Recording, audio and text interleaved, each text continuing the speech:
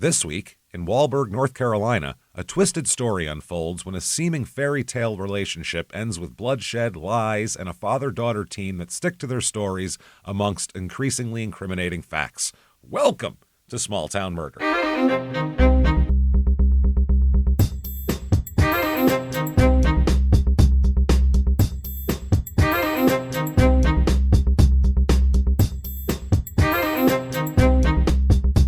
Hello, everybody, and welcome back to Small Town Murder.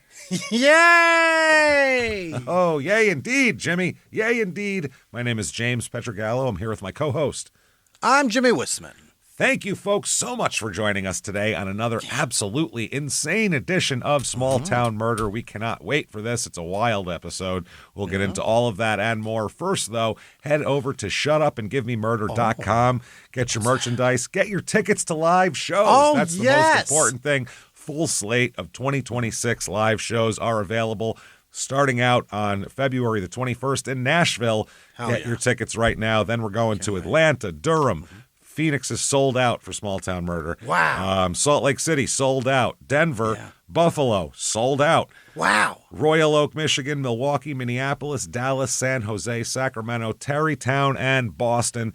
Get your tickets right now. We are excited for that tour. Crisscrossing it. Hell yeah. That's it. Shutupandgivememurder.com.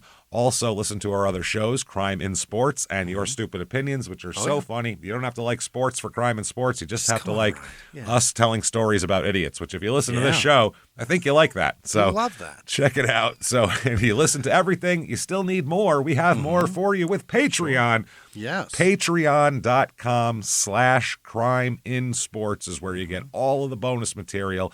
Anybody, all you have to be is $5 a month or above, and you get everything we put out.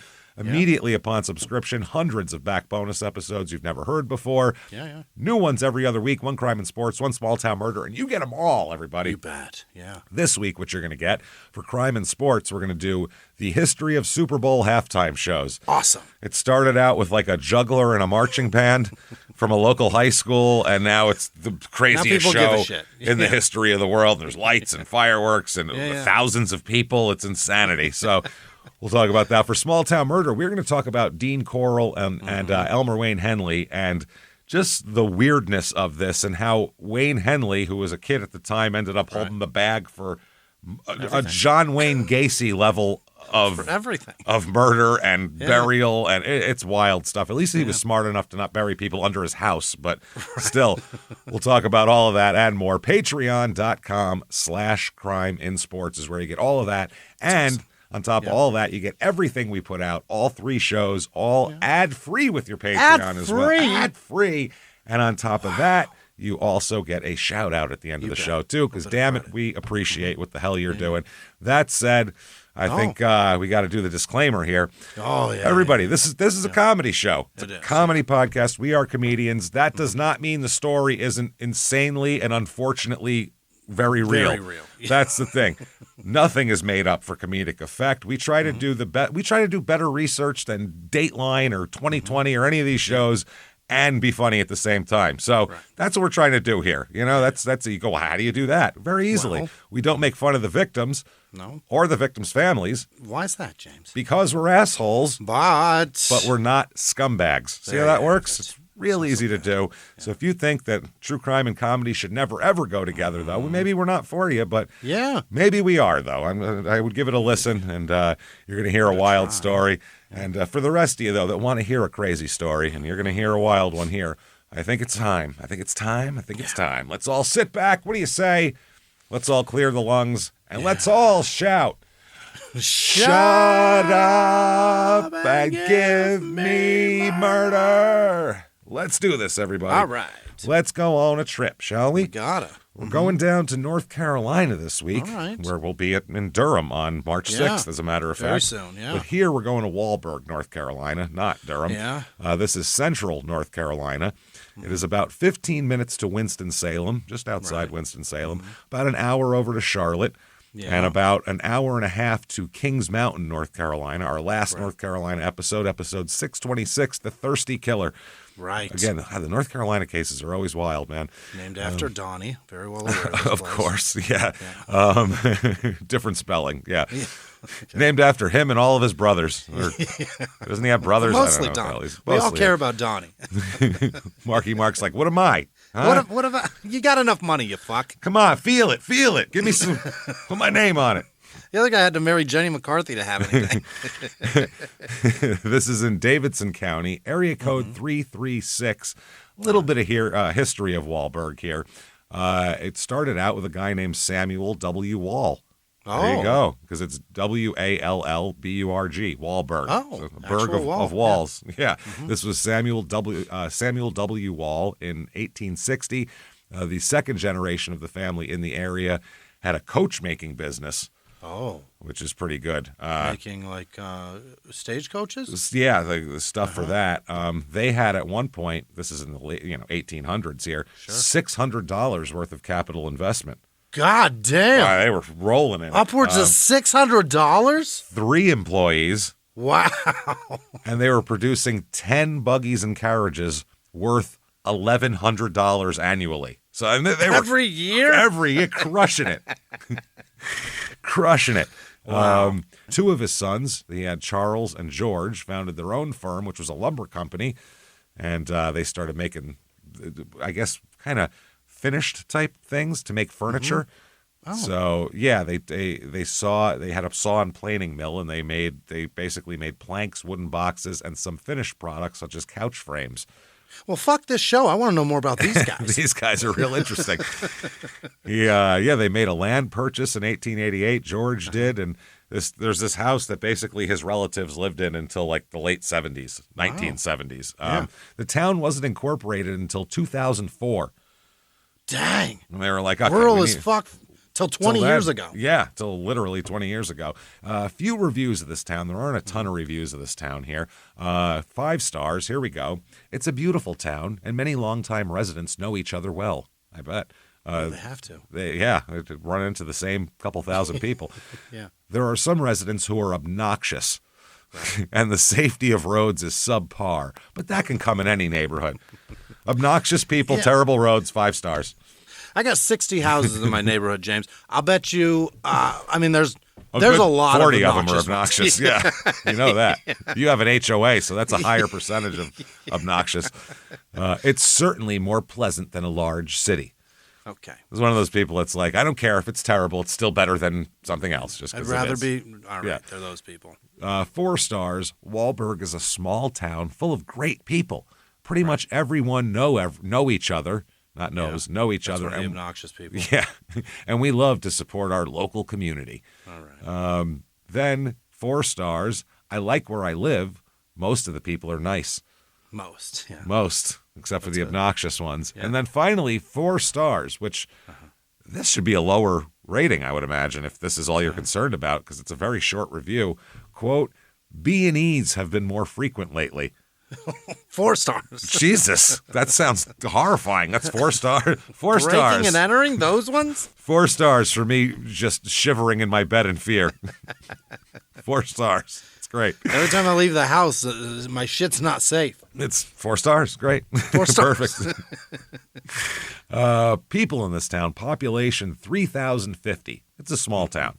Very small, yeah. It's outside of Winston-Salem's a pretty decent size, and Lexington is right nearby, and we'll talk about that for the things to do. They have like 20,000 people there, so it's a bunch of kind of suburbs of a small city, essentially. Yeah. More women than men here, 50.8% women, 49.2% men. Median age is like exactly the national average, 38.3. I think it's 38.4 nationally. Family here, this is a get married, stay married kind of town. Oh, boy. This is one of the highest we've ever seen. 67% married in this town. God damn. This is a suburb, like a son of a bitch. 36% married with children. Only 4% are single with children. So this is, you stay married here. Yeah. Race in this town, 92.4% white, 0.3% black, 1.1% Asian, 5.8% Hispanic. Religion in this town, normally 50-50 in the rest of the country. Here, about 40% of the people are religious, which is surprising for semi-rural North Carolina. And the highest percentage of people are Methodist. That's another surprise. It's close second is Baptist, as we know. Baptists are the Catholics of the South. But Methodist coming in and stealing it this time. Are they popular in many communities at all? I don't know. I have no idea. I guess. Apparently here, they're the number one. All right. Median household income here, $83,011, which is above the $69,000 average. Median home cost here, $277,500. Not bad. Not bad. Higher income, lower home cost. Yep. That equals an easier way to live. And if we have convinced you that Wallburg is the place for you, you want to find out all about furniture making and couch framing and all that, stages and things like that, we have for you the Wallburg, North Carolina Real Estate Report.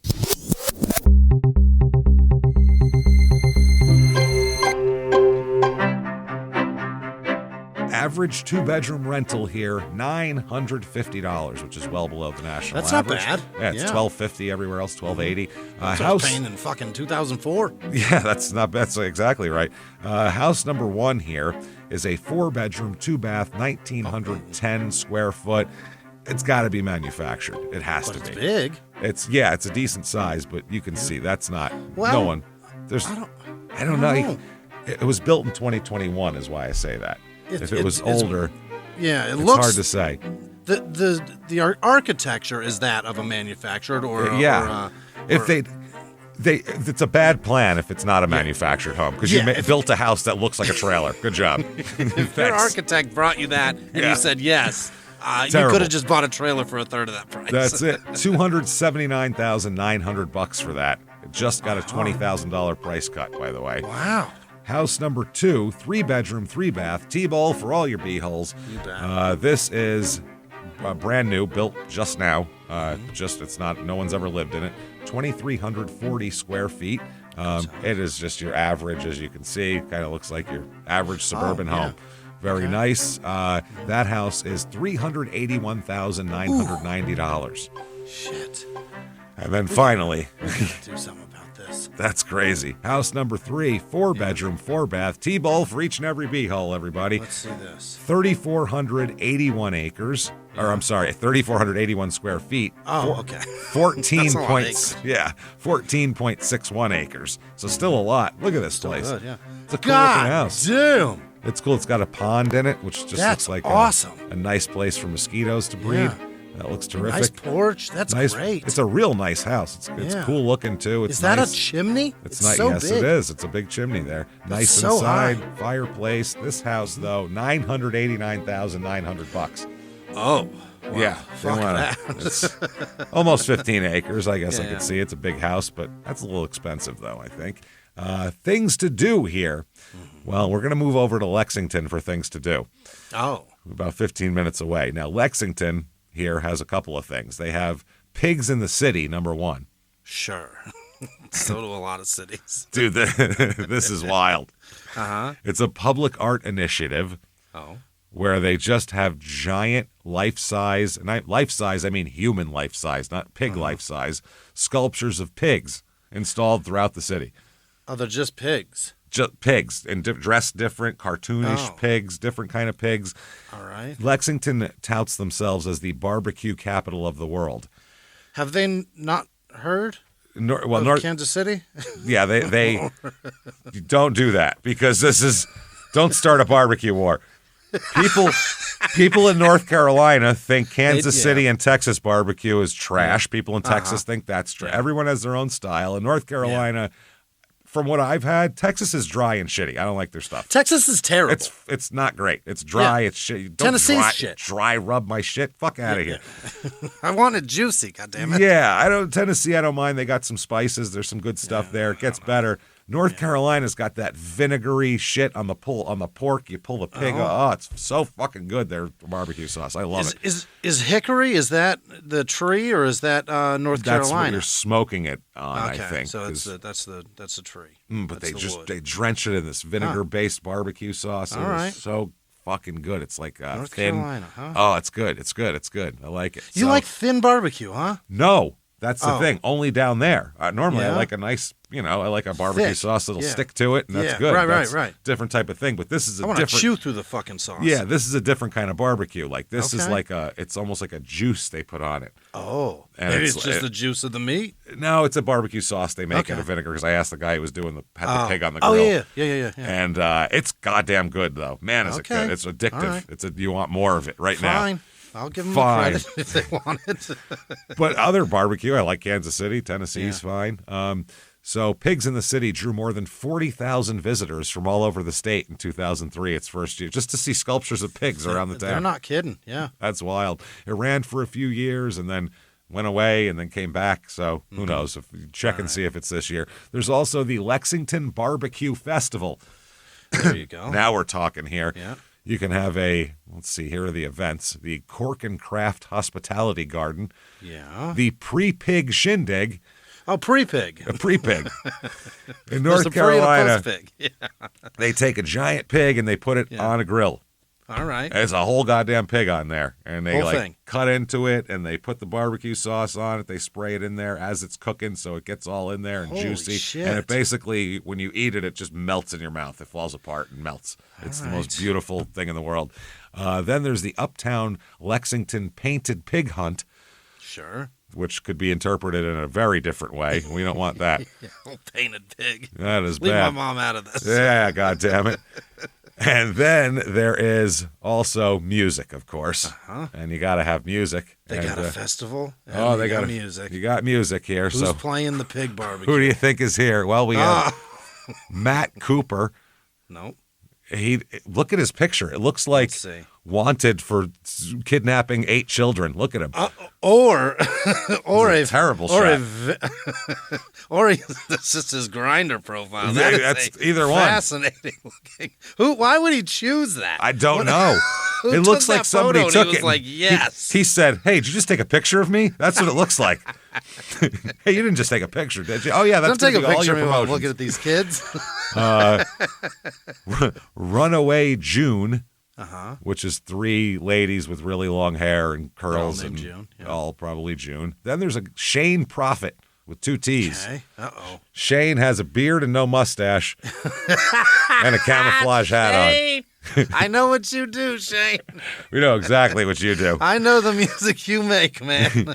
Then, to change it up a lot, chairman of the board, which is 3 older black men in purple suits dancing. Oh. So that's like a Motown revival of some kind. I don't Chairman? know. Is that what it is? Yeah, chairman of the board.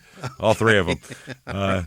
Jim Quick and Coastline, All right. which just looks like some dad and his friends. It's just what it boy. looks like, a bunch of 50-year-old men.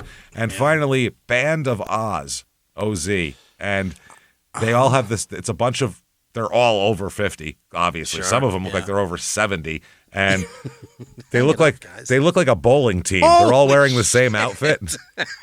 It's like Up in Smoke. We all wear the same thing, but like different. Oh, that's hysterical. They look like a bowling team. That's great. At what age is it appropriate to say this isn't going to work? It's guys? not gonna. Let's Yeah, what are we stop." doing here?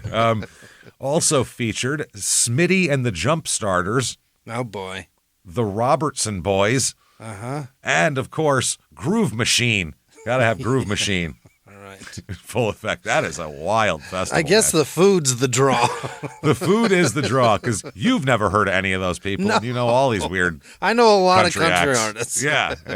If Jimmy doesn't know you, Shane Prophet, You're probably terrible. you probably. By the way, I'd like Matt Cooper to loan his mustache to Shane Prophet so we can pull out. Then I got one beard. We got one full facial hair and one guy who doesn't look like a pedophile anymore. It's perfect. We should do that. Now, That is crazy. Jesus Christ. Crime rate in this town. What we're interested in here. Right. All those B&Es and everything. Yeah. It's property crime is about 1/4 above the national average. Oh. So I don't know what's going on over there.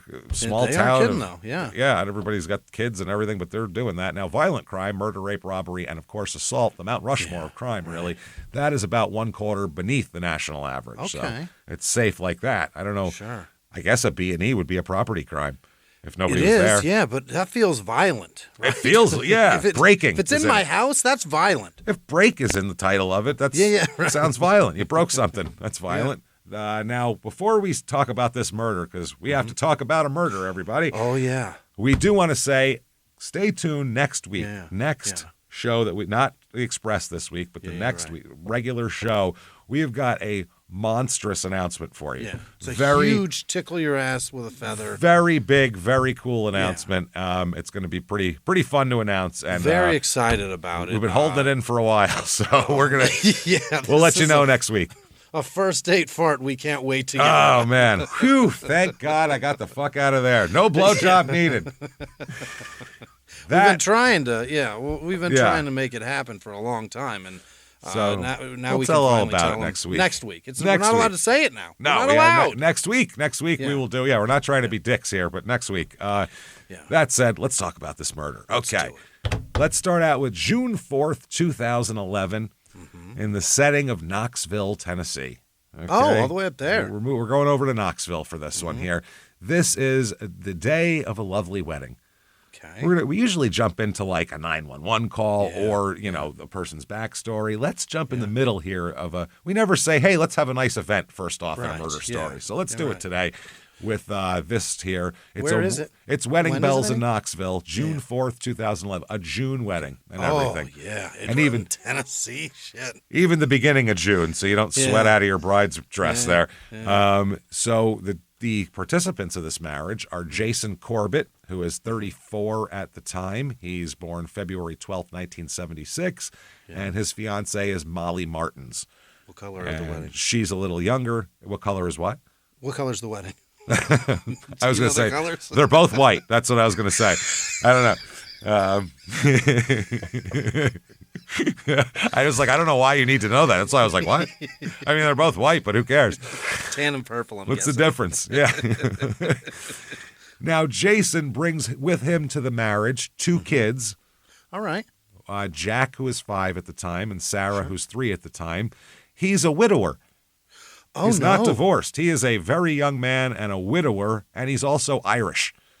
Really? He's from Ireland. Like he doesn't live in America on the day they're being married. Yeah. He lives in Ireland. So we have an Irish widower with 2 kids coming into this, and she is a lot of different things, but currently an au pair from Tennessee. God dang.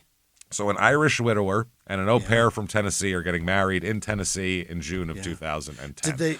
Was she or her, 11? I'm his, sorry, 2011. Was she his au pair in Ireland? We will talk all about that of how they got that. Now at the wedding, one of Jason's relatives, his sister, starts talking to one of Molly's bridesmaids, whose name is Susie, which is the ultimate bridesmaid name.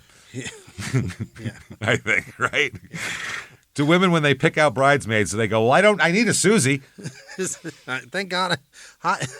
When they meet in high school and she's like, hi, I'm Susie. She's like, oh, great. Puts her in a Rolodex for later. We're going to be lifelong friends. I need you. Perfect. I need a bridesmaid. Yeah. Now, so this is Jason's Irish sister and Molly's Tennessee Susie friend. Okay. Yes. They're sitting there chit-chatting, and they're very confused. They're when 2 people are talking about the same thing, and both of them have different information completely. It's very strange. Oh, it's so fun. It's like us on Crime and Sports trying to figure out which Jack we're talking about. Yeah. It's that kind of thing where you're like, hold on, we have different info. Only they're probably civil and they don't yell at each other. Well, they're not comedians, that's why. They're not honest or fun.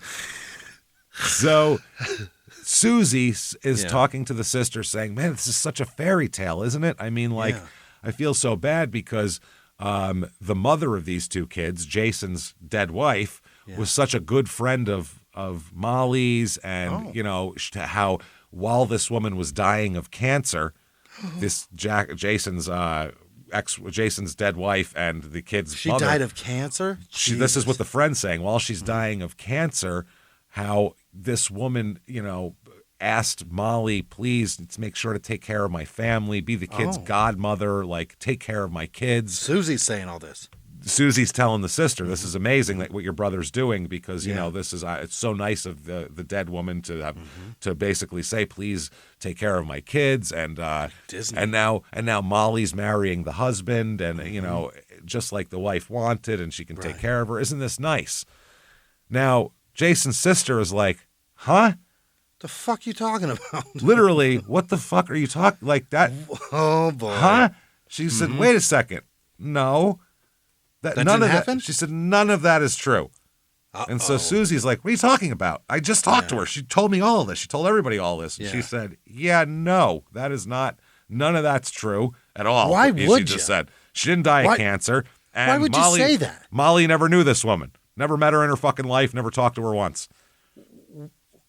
So there's some confusion on the wedding day here. Now, let's find out how we got here to this point of awful confusion. Okay. Now, Jason Corbett is from Limerick, Ireland, which is amazing because we just did a Your Stupid Opinions episode this week with a movie theater in Limerick, Ireland. It's where they eat pots of cheese with their popcorn. Where they dipped, and so many people were defending that. And they're so mad at mad at us is crazy. Thinking that's ridiculous. Try dipping a kernel of popcorn in fucking cheese. It doesn't work. You can't pour it on when it's hot. All the popcorn will melt. You can't wait till it's cold. It'll just sit in clumps. There's no way to do it. If you dip it, the popcorn breaks. It's a mess. So Americans figured it out. It's powdered cheese. That's what you do. That's what you do. Yeah, exactly. Sprinkle that on and eat it. It's worse for you, too, so that's better. We figured it out. Yeah. Here, put this chemical cheese on your shit. Now, Jason is one of 8 siblings. So it's a big family. He's got 7 others. Yeah, he's got a bunch of brothers and sisters, and he's got a twin brother named Wayne as well. Oh, nice. So his parents are John and Rita, and by the way, Limerick is in southwest in Ireland, down in that area of Ireland here. I didn't know that. His parents and siblings, a very close family. That's how he was raised. I mean, they're hard workers. They don't have a lot of money, but they're close and they work hard, and everybody will pitch in. Okay. You know, everybody talks. It's a very, very close, very open family that always hangs Parents out. Didn't have any money, so they made people to help. Yeah, we need a bunch of people to do this, like the Amish. They're Irish Amish. Yeah, fuck a crew out of her. Yeah, that's right. So they said that everyone here, had to chip in, and Jason and his siblings always carry that too, as they're always very close as they grow older. Everybody stays in a lot of close touch and everything like that. Jason's known as everybody said he's a real laid back guy that always has a smile on his face. Very kind of humorous. Sure. You know what I mean? He's like one of those happy Irish guys. Fun drunk. In America, we look at Irish people as 2 things. Either angry and punching, or happy and smiling and singing songs and shit. One of the 2. Either way, you're shit-faced, don't get me wrong. Yeah. But I usually see them as angry and punching, or singing not a shanty. You know what I mean? One of the 2. Angry and subdued. Or they're all arms around each other singing a song. One of the 2. That's just one day of the year. Or causing a soccer riot. We don't know. So that's kind of how this goes. But he's that guy, I guess. And everybody said he would come in and everything would kind of brighten up, basically. Okay. We'll talk about has a job and all that kind of thing. His sister, Tracy, we'll talk about her a lot in this. She said that she realized later that they definitely struggled to make ends meet as a kid. But she didn't know it at the time, really. So whatever was going on was working. She said we didn't feel poor. Yeah. Felt like we were fine. Just didn't tell them the finances. Yeah, and I mean, that's it. Also, if you grow up in an area where everybody's kind of your socioeconomic level, you don't really feel poor because it's the same as everything else. Yeah. They didn't have any rich kids in their high school. Like, hey, what the hell? Hold on a second. Parents buy their kids BMWs? What's going on? That guy's driving a brand new Tahoe. Jesus. So at one point, Dad lost his job, and Jason, who was still in school, got a part-time security job at the school's sports center to help make extra cash just to give to the family. So that's everybody pitches in. It's one of those things. Nobody even thinks twice. Oh, well, he's doing that. I'll pick up the slack over here, and everything will even out here. Now, his sister, Tracy, says, quote, Jason is an amazing human being. When he was young, he was fun and vivacious, a little bit giddy. You would hear him before you would see him. We would just spend summers in Spanish Point in County Clare, hang out, fish, just kind of normal, traditional Irish upbringing, really. That sounds awesome. That sounds great. Yeah, that's not bad at all. So, he went to school. He gets a job with an international packaging company as a plant manager. So he's got a decent job. He makes good money over there, too. He's doing international packaging company. He's doing pretty well. That's when he meets Mags. Okay? Yeah. Mm-hmm. Mags is Margaret Fitzpatrick. Yeah. And this is going to be his future wife. And Sure. everybody said when they met, it was like immediate. Obvious, Love at first sight. Everybody could see, these two were made for each other. Like, nobody was against it. Everybody, if both sides of the family, everyone's like, this is great. It's probably good. You know what I mean? No one has anything any bad things to say about it. Tracy, the sister, said they were just so happy and so excited with life and so enthusiastic about it as well. So they end up, when they have kids, he says they had 2 kids, a boy and a girl, and she says they had their little prince and little princess. They married in 2003. Okay. And when in 2004, September, they have a son named Jack, and then August of 2006, they have a daughter named Sarah. Okay. So that's how this goes, and when their kids are born, everybody says rather than it causing any kind of tension, it brings everybody closer. God, yeah, because that's where he's from. They're loving it. Yeah, they said Jason loved his role as a father. He was dove into it head first. He would change diapers and read books. And there's women going, so?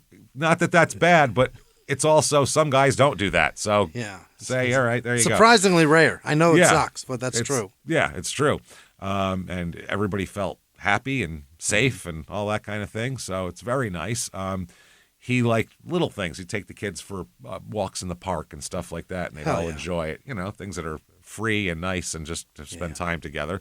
Now, Margaret here she's kind of the center of the family because he's at work, she's home with the kids, so she spends the most primary caregiver of these children here, and he loves her, loves the 2 kids. Everybody said it was a very stable and comfortable home that, you'd go there. There was never any kind of just discord there's just no tension, none of that stuff. Beautiful. She saw the schedule. She helped Jason with his job and stuff that he had to bring home for work, and she's taking care of the kids and everything. And they're really, really happy. Everything's great. Then on November 21st, 2006, young Sarah is 11 weeks old. So Mags just had this young girl. I mean, less than 3 months ago. Yeah. Less than 3 months ago. Oh, 11 weeks. 11 weeks old. She's brand new. Yeah. Apparently, it's the middle of the night, and she's feeding Sarah when she has an asthma attack. Yeah. Mags is a known asthmatic. She has a nebulizer. She has all that kind of thing. But this is a really bad acute attack, which these are dangerous. Yeah, comes on fast. Yeah.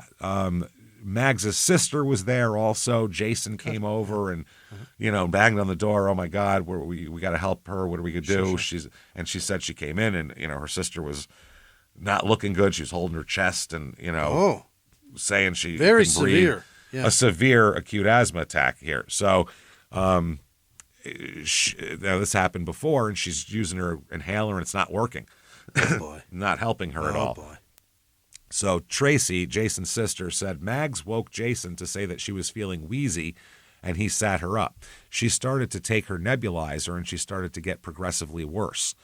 We found out later they called him in and told him that she had died in the ambulance on the way to the hospital. She was already dead before they got there? Before they got to the hospital. She died in the ambulance. Right. So they said it was likely due to an acute cardiorespiratory arrest secondary to known bronchospasm, according to the autopsy results here. She's only 31. Jesus. She's 31. Jason's 30. Jack is 2 years old. Sarah's 11 weeks old. So these kids will never remember their mother. That's sad. Holy. They'll never remember their mother, and now he is a 30-year-old widower with 2 brand new babies. 2 small children, which is horrifying. And Jason is just crushed by this, crushed. Sure, yeah. And it's hard because the kids are too young to have any concept of it. Right. So you can't even use each other as strength or anything like that. Yeah. You just have to be everything's fine in front of your kids. Otherwise, they're going to freak out. For sure, because the loss of a mother can cause obvious problems. But seeing dad fall apart contributes even more. It's not going to help. And now you're all they have. You're the son at this point. So you better come up every morning. You know what I mean? Boy. Or else shit's going to go bad. So he tried to focus on his kids and provide them with stability, and his family would help him a little bit because he's a single dad and he's working full time too, and so he's got family that'll help watch the kids. Someone will bring a food over for him at night, something like that, to try to help him out a little bit here. But it's still just a shock. No one expects a 31-year-old woman with an 11-week-old child. Right. And drop dead. That doesn't have a terminal illness to just drop dead. You know what I mean? So it's really, really bad. And the days are going by fast for Jason. Basically, he's got funeral, and he's still got the kids and people calling him, making sure he's okay and all that kind of thing. He was having night terrors. Yikes! I mean, he's having a bad fucking time. And we have her actual kind of coroner's report from her autopsy, and it said was acute cardiorespiratory arrest secondary to the bronchospasm thing we talked about. They said she was declared deceased at 2 a.m. They said she continued to deteriorate. She took the nebulizer, and it didn't help, and then she collapsed on the way to the hospital, and despite resuscitation, declared dead at 2 a.m., and they said there was, quote, there was no evidence of any external injuries. Very important. No bruises, no anything, no scratches, just can't breathe. That's it. So they said that's how that went. This is what from Magg's sister, I'm sorry. She said that basically Sarah had gotten up to eat, and she and Jason, Mags and Jason, sat up and laughed and talked for a little bit while they were feeding, and then they fell back asleep. Sarah got settled back down and fell asleep. She, quote, in the early hours, Mags woke Jason to say she was having an asthma attack and decided to take her nebulizer. Soon she realized it was not giving her relief. She knew these chest pains were somehow different. Jason called an ambulance and went to wake Catherine, who was living with them at the time, while she waited for her new house to be ready. Mags told Catherine she was scared. Instead of waiting for the paramedics, Jason stayed on the phone with them as he drove Mags toward the city to meet an ambulance en route. Smart move. So he said, I'll fucking take you to the ambulance. I'm coming to you. Yeah. Which is, that's, you want to save her. Catherine later said that she knew something was badly wrong when Mags, who was so image conscious, basically, got into the car in her pajamas. She said, something's really wrong. Yeah. She said, Mags kept saying in the kitchen, I'm going to die, I'm going to die. Which if you have something where you can't breathe right, you feel like you're going to die. It's just, breathing is something you do without thinking. So if it's labored, you go, oh my God, I'm going to die. Right. I need to be able to breathe. So it was too late, and poor Mags is gone. But yeah, she said she kept saying, I'm going to die, I'm going to die. That's what she felt like. So for the next year and a half after the death, Jason is just relying on family, and he's got to be balls off. He's got to be in a fog. Yeah. There's no way that man sleeps even close to 8 hours a night. No way. He's not sleeping. Not in a row. No, working, got kids. Yeah. It's plus just the absolute fucking sadness and heartbreak, everything. Yeah, the complete annihilation of your life and everything that goes on in it. It has to be a lot for him. I can't imagine that. So, but his family tried to help, which is nice. They would help him with childcare. They'd come clean the house. They would just come over and bring dinner. The neighbors helped out. Everybody helped, but they still don't have a mom, these kids, and that's the hard part. And the kids are suffering. Jack apparently was becoming increasingly reclusive as he's 2. Yeah. A 2-year-old just yanked their mother away. Right. They don't know what happened. That was a boy. That was all. Everything to that was all the light in the universe, and it just went out. So where the hell did that happen? And a 2-year-old can't process. No. They just know mom's here and then mom's not here. Right. They need their mother and they need their parents. So Sarah also at that point wouldn't sleep through the nights very well. So I mean, she's very young. I don't know if that can affect a young child like that, but I bet it can. I'm sure. I bet the lack of it's got to. And outside of America, people breastfeed much longer than we do. So yeah. You know what I mean? Sure. She may have still been breastfeeding. So that's it was only 11. She's only 11 weeks. Oh, in my head, I keep sticking with 11 months. No, she's 100% still breastfeeding. Right? Yeah, she's not even 3 months old. If she breastfed at all, she's still that poor doing thing's life is so changed. It's a lot. And Jason starts to get sad because he's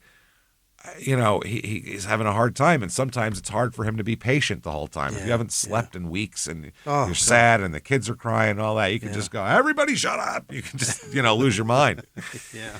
And he felt bad. He thought he's failing his kids, and he's fucking up. He's like, it's all on me now to be the mom and the dad, and I'm fucking up. I'm not doing it all so well. So he slogs through it, though, and he realizes that, people can help and relatives can bring dinner over and mom can watch the kids, but it's not it doesn't cover a mother. It doesn't fix, It doesn't cover the other parent. So he needed somebody that would be around and would give them regular attention, someone they could count on, essentially. Yeah. So he didn't know what to do. He said, okay, maybe I'll get a nanny. All right. He said, that'll work. He said it was weird, though, to have a stranger in his house because he wasn't used to that kind of thing. Yeah. But he said these kids need somebody. So that's what he said. So he's looking for a babysitter, and he's trying to figure something out. He hoped that, he could get everybody back on track and on a good pace here. Yeah.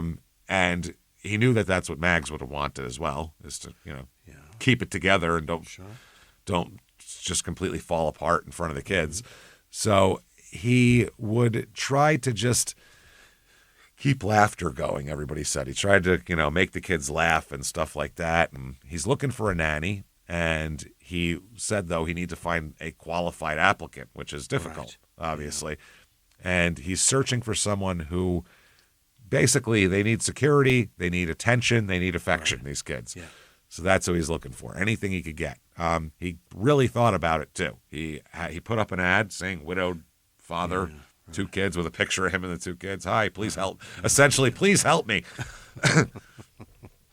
Things are a mess, and I can't fix them. It's hard. There's a picture of us, picture our home. Yeah. So he said that he was seeking out traits that his wife had. Mm-hmm.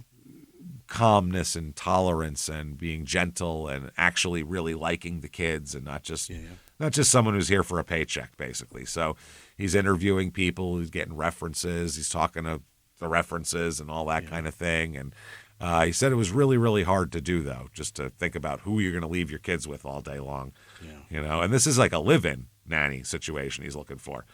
He's looking for someone who will clean up the house. He's looking to buy a wife, essentially. Buy a housewife, raising kids, a homemaker. Minus the relationship. Yeah. Basically a homemaker. I'll go work and you keep the home and that kind of deal, but I'll pay you at the end of it. Mm-hmm. So that's what he's doing here. And the first au pair he hired is from the Czech Republic. Mm-hmm. And that was fine. She was okay, but the language barrier made it really hard. And a little aggressive. Yeah, it was mainly the language barrier. Though he couldn't really talk to her, and she had a hard time talking to the kids. So it was hard to really. She sounded mad all the time. And everything she said just had an edge on it. It was weird. Then she got a girl from Spain, and same thing. She didn't really speak good English, and he doesn't speak any Spanish. And if you've heard an Irish accent, you don't want to even hear someone with that accent attempt Spanish. You absolutely don't. The last thing you want is someone. Language, really. No, English is funny. So English is wild with them. Yeah. Now, in addition to the language barrier, neither of these women were looking for a long-term thing. A lot of these women, they like to travel, and this is a skill they have, and they want to stay in Ireland for a while, and 6 months later, they want to go somewhere else. Or they patch this in between careers that one just ended just abruptly. I'll do this for a while until I can find another one. Sure. Well, in Europe, the nanny situation, especially, once there was the EU and all that kind of thing, and you could move freely, they didn't mind. They'd just go work in other countries, and they would travel all the time. So that's scary. Yeah, he just wanted stability. He wanted someone who spoke English and basically was looking for a long-term thing. Wanted to be there for years and speaks English. So that's a tough thing to find. finally, in February 2008, he gets an email from a 25-year-old woman from Knoxville named Molly Martins. Okay, now Molly Martins, born in 1984. She's born in Knoxville, Tennessee, like we said. Her parents are Tom Martins, who's born around 1950, because we'll talk a lot about him, and Sharon Martins is her mother. Now, Tom is a career FBI agent. Waited a while to have kids. He was 34. Yeah, which is normal. Now that's very normal. Yeah. Nobody in the 80s, that was interesting, right? Yeah, I guess. Yeah, or maybe they. Well, she's not the only kid they have too. I was just gonna say. I'm assuming that. Yeah, that's a crazy assumption. Whatever. So, he worked half his career in criminal stuff in the FBI and half in counterintelligence. Oh. So that's a sneaky motherfucker, number one. Anybody in counterintelligence. He's trying to be sneakier than the sneakiest. Exactly. That's wild. He also has interrogation training and all these trained others and that sort of thing, from what I understand. That's just what I heard. She has 3 brothers, Molly. Yeah. So it's 3 brothers and Molly. Oh, boy. Which is a surprise, the dynamic there you can see already. Yeah. So she grows up in Knoxville, like we said. She had a lot of problems growing up here. Now, her father's a real well-respected FBI agent. The family, they do well financially. Everything's very stable. They have very high standards, this family. Yeah. And Molly really was close to her dad, which she's the only girl, so she's going to be close to her dad. And Dad has seen what this world has to offer. He's going to protect her. I would think so. Yeah. So everybody says that she seeks out praise a lot from her dad. Mm-hmm. She's always looking for praise from her dad, and she found it hard to live up to expectations. Molly's very pretty. Yeah. At one point later on, the news broadcasts say she was a model, which I can't really find what she was modeling, but she's trying to be a model at one point. She's intelligent and things like that, but she is down on herself all the time. Everybody else is better than her, she thinks, and that kind of thing. She's odd. So through high school, she goes and she ends up enrolling at Clemson University. Nice. After high school, she didn't know what she wanted to do yet, but she knew she needed to go to college. But due to some problems she had, academic difficulties, and from what I understand, some social problems, she ended up dropping out before she graduates Clemson. Oh. So that's tough. She had a hard time picking what she wanted to do, what she wanted to be. Yeah. She just had a hard time, like a lot of people do. Yeah, it's a wild expectation we put on children. Yeah, know what you want to do for the next 50 years when you're 17.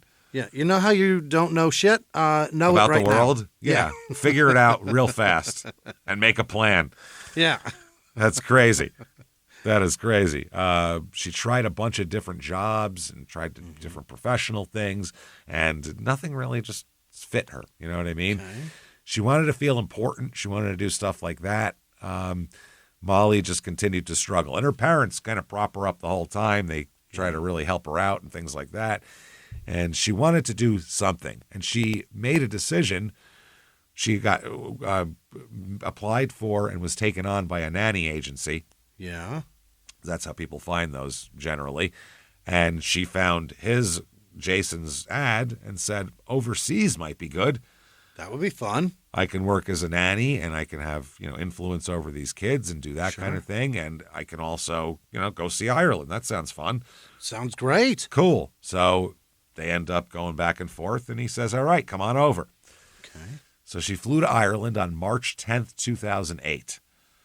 Now, at customs, she's initially denied entry. Oh. Because she'd only bought a one-way ticket and didn't have a proper work visa. Yeah, that seems weird. Yeah, well, it's like you don't have the paperwork to work, so when the fuck are you going home, essentially? Yeah. You can't just stay here. When are you getting the fuck out of here? What's up with the one-way? But she somehow talked her way into it. I don't know if she bought everybody around or how it works over there. But probably, yeah. That'll you probably don't have get the you. right paperwork. Well, what's this Guinness say about my paperwork? Looks in order to me. Looking better all the time. It's looking better, I tell you. 2 Guinnesses would be better. It'd be better than 1. So that is fucking hilarious. One of the friends was there, one of Jason's friends, and said, I met Molly the day she arrived in the airport. And this Jason's friend Lynn is this person. went with him to the airport to meet her. Basically, come with me so it doesn't just look like me standing here like a weirdo. Right. She didn't like Molly at first. Really? So I met Molly the day she arrived at the airport, and my first thoughts and the first sentence to my husband were, quote, "This is not what Jason needs right now." Oh, boy. This is bad. She said, the minute I saw her with the big bouncing curls, she was in her 20s. She had a big, bright-colored coat, fur collar, cowboy boots, was dressed and makeup done like a pageant queen, as we would say. He's going to try to fuck her. Yeah. She seemed just not the nanny type. Right. Which at the same time is, I mean, she can't be attractive and want to hang out with kids too. You know what I mean? No. Like that's, but no, not in not a living situation with a grieving man. Blinded by, and you know what I mean? It's going to be so quick for us to be like, well. She's got to look like fucking Marla Hooch from League of Their Own. Yes. You know what I mean? That's she needs essentially to look like Robin Williams in Mrs. Doubtfire. Something like that, yeah. So the kids love Molly. Yeah. She's great with the kids. Mm-hmm. She took it seriously. She got to know the kids. She tried to get in with the household. She didn't want to disturb anything. Like, she really knows how to be a guest. Not really a guest because she's living in, but knows how to incorporate herself here. Jack was about 4 at this point. He didn't really trust people. He still got it. There's still something there that you're like, there's something. Losing his mom messed him up a little bit. Yeah. And he missed his mother, obviously. Jesus Christ, a 4-year-old. Sarah is 2. So she's just looking for someone to be with her. She doesn't care. Yeah. So Molly does her best, and she plays with them. She plays games. She reads them stories and, tries to do all that kind of shit. Takes them to the park. Yeah. Does everything. And after a while, the kids know that she's a trusted person that if they're upset, they can turn to. And she became a real, consistent presence in their life, which is exactly what Jason was looking for here. Right. And it helped relieve Jason's anxieties. He knew the kids were fine. He knew that they were taken care of. He knew that their emotional needs are being met. So you don't have to freak out at work and feel, all upset and think you have to get home because something bad could be happening. And so Molly's just there. And Jason said he could see his kids transforming. They got happier. They got more secure. Yeah. They got more outgoing. It just changed everything to have this person here. So he was like, wow, this is a godsend, this woman. He said now everything became bearable. Everything he had to do became easier. And, he could concentrate on working and doing well there and getting a promotion and all that kind of thing. And Molly dug it too. Okay. She dug the whole house and everything. The only thing that was hard for her was a completely new culture. Yeah. Ireland and Tennessee could not be more different. They really couldn't. Yeah, it's great here, but this is a lot of fish.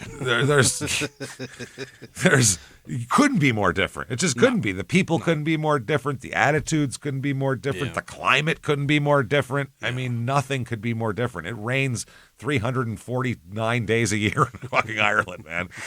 But it's all green. It's beautiful and green. Yeah. And the one day when the clouds open up, everyone goes out and enjoys it. So, they become friends, Jason and Molly. They're hanging out. When they sit down and eat a meal together, they're the 2 adults.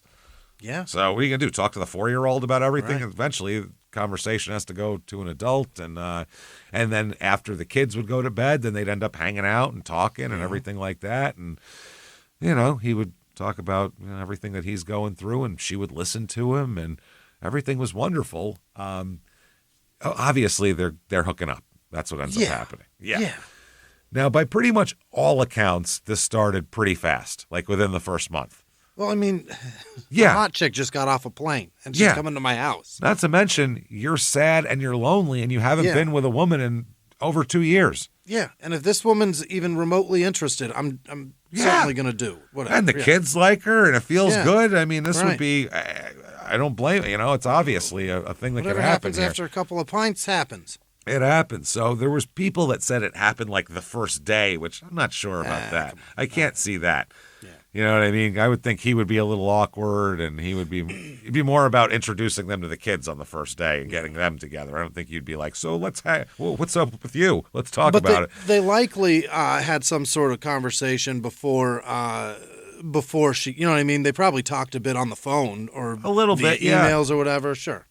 So, but she's charming and she's pretty and she likes the kids, and so he saw this is great, and people around them saw them getting closer as well, and what's going on here with these two, and little chitter chatters of conversation about what's going on. They little prolonged looks and a little laugh and touch on the arm and that kind of thing, and you can tell when people are kind of getting closer than being an employee-employer relationship. Yeah, I mean, any affection that you see and you go, what's going on there? It's very obvious. Yeah. Now, Jason at this point, too, is like he'll gain a lot of weight after this. He's like a thin guy in the beginning, and she fattens him up. He gets pretty hefty after a while. She's feeding him well. I don't know if she's feeding him. Someone's feeding him something. Okay. He's her genetics or some shit, but he's getting a bit chubby on the chubby side as this goes here. And but I mean, he's settling down, Yeah. So she kind of wanted to be a member of the family, it looked like, and she would be receptive to criticism about her, role and what she's doing with the kids, and they said she would put her own needs last and, put the kids ahead of everything and all of that. But eventually they end up being together here. Now, Lynn, the friend, said she was good with the kids.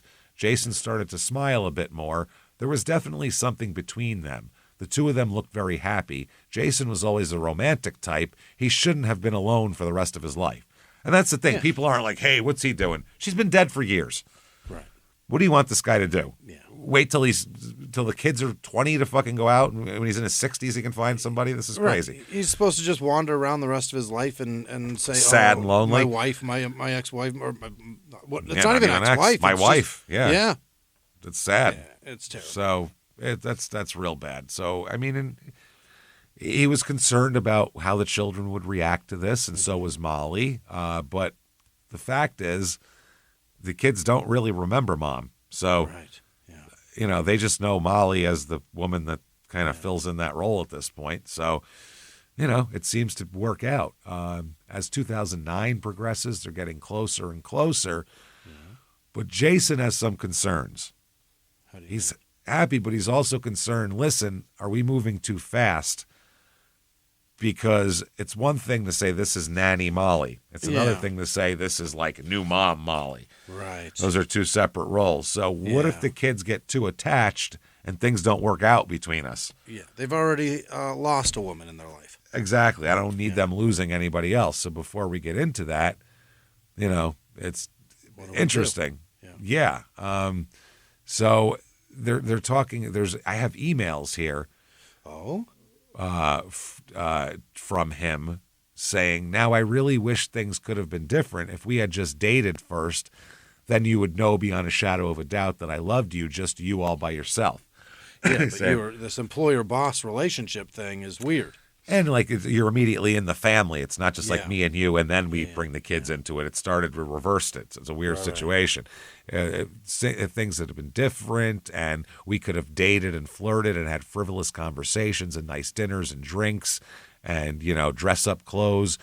I wish we had that normal year where you thought I was beautiful all the time and was never without, this is her to him, I'm sorry. Okay. I was never without makeup, never saw me sick, never saw me in my grandma nightgown. So she's saying, I wish this could have been, a proper courtship. Yeah, rather than the first night you saw me with cold cream all over my face before you. Those fucking under eye strips. Yeah, those things and Biore strips going across. It's 2007 or whatever. I'm trying to think of what she would be using. So she said, but the fact is we just didn't. And although I wish we had that at first, I wouldn't give up what we did have for anything. Yeah, I'd like to add to the beginning. I'd like to add that onto the beginning. But all in all, if I just got to pick one or the other, I'll pick what we had, because this is reality, and isn't reality enough? Shouldn't it be enough that you know me at my best and my worst and that I love you throughout? Maybe we should count ourselves lucky to have taken the crash course on lifelong relationships. Sure, we have a lot to learn. Everyone does, but we've been through what most couples get in a decade, and we've had it all in our first year. Okay. It's true. So she's just having a stream of consciousness email. Yeah. That's a pain in the ass to read. She's just saying this is the reasons why maybe we're fine. She said, you think we can just go back to dating? Have you actually thought about that? Because apparently he brought that up. You can't just go back in time, especially if it never happened in the first place. You can't just now pretend we don't know each other and we're dating. Right. You can't leave from the same house and get ready in the same room and act like you just got to the restaurant at the, pick her up at the door. Role play? This is weird. Tell you what, I'll pull out of the driveway. I'll go drive around the block, and then I'll come up to the door and knock on it and pick you up, and I'll open your door for you and shit. What are we talking about here? Just end up at this bar, and I'll just call you by a different name. Yeah, she said, I don't expect you to wait. I know what you are expecting out of life, and I know that you feel it's what you want. I truly hope that's what happens. You're right. It does put pressure on us to sink or swim, and that pressure after that is pressure after 5 months we should not be under. Yeah, it should be the honeymoon phase of the relationship. Not even. We should be having fun, getting to know one another, going on dates, not husband and wife. It's what I was trying to say yesterday. That as adults we can work through this, and if it doesn't work, then we reluctantly move on.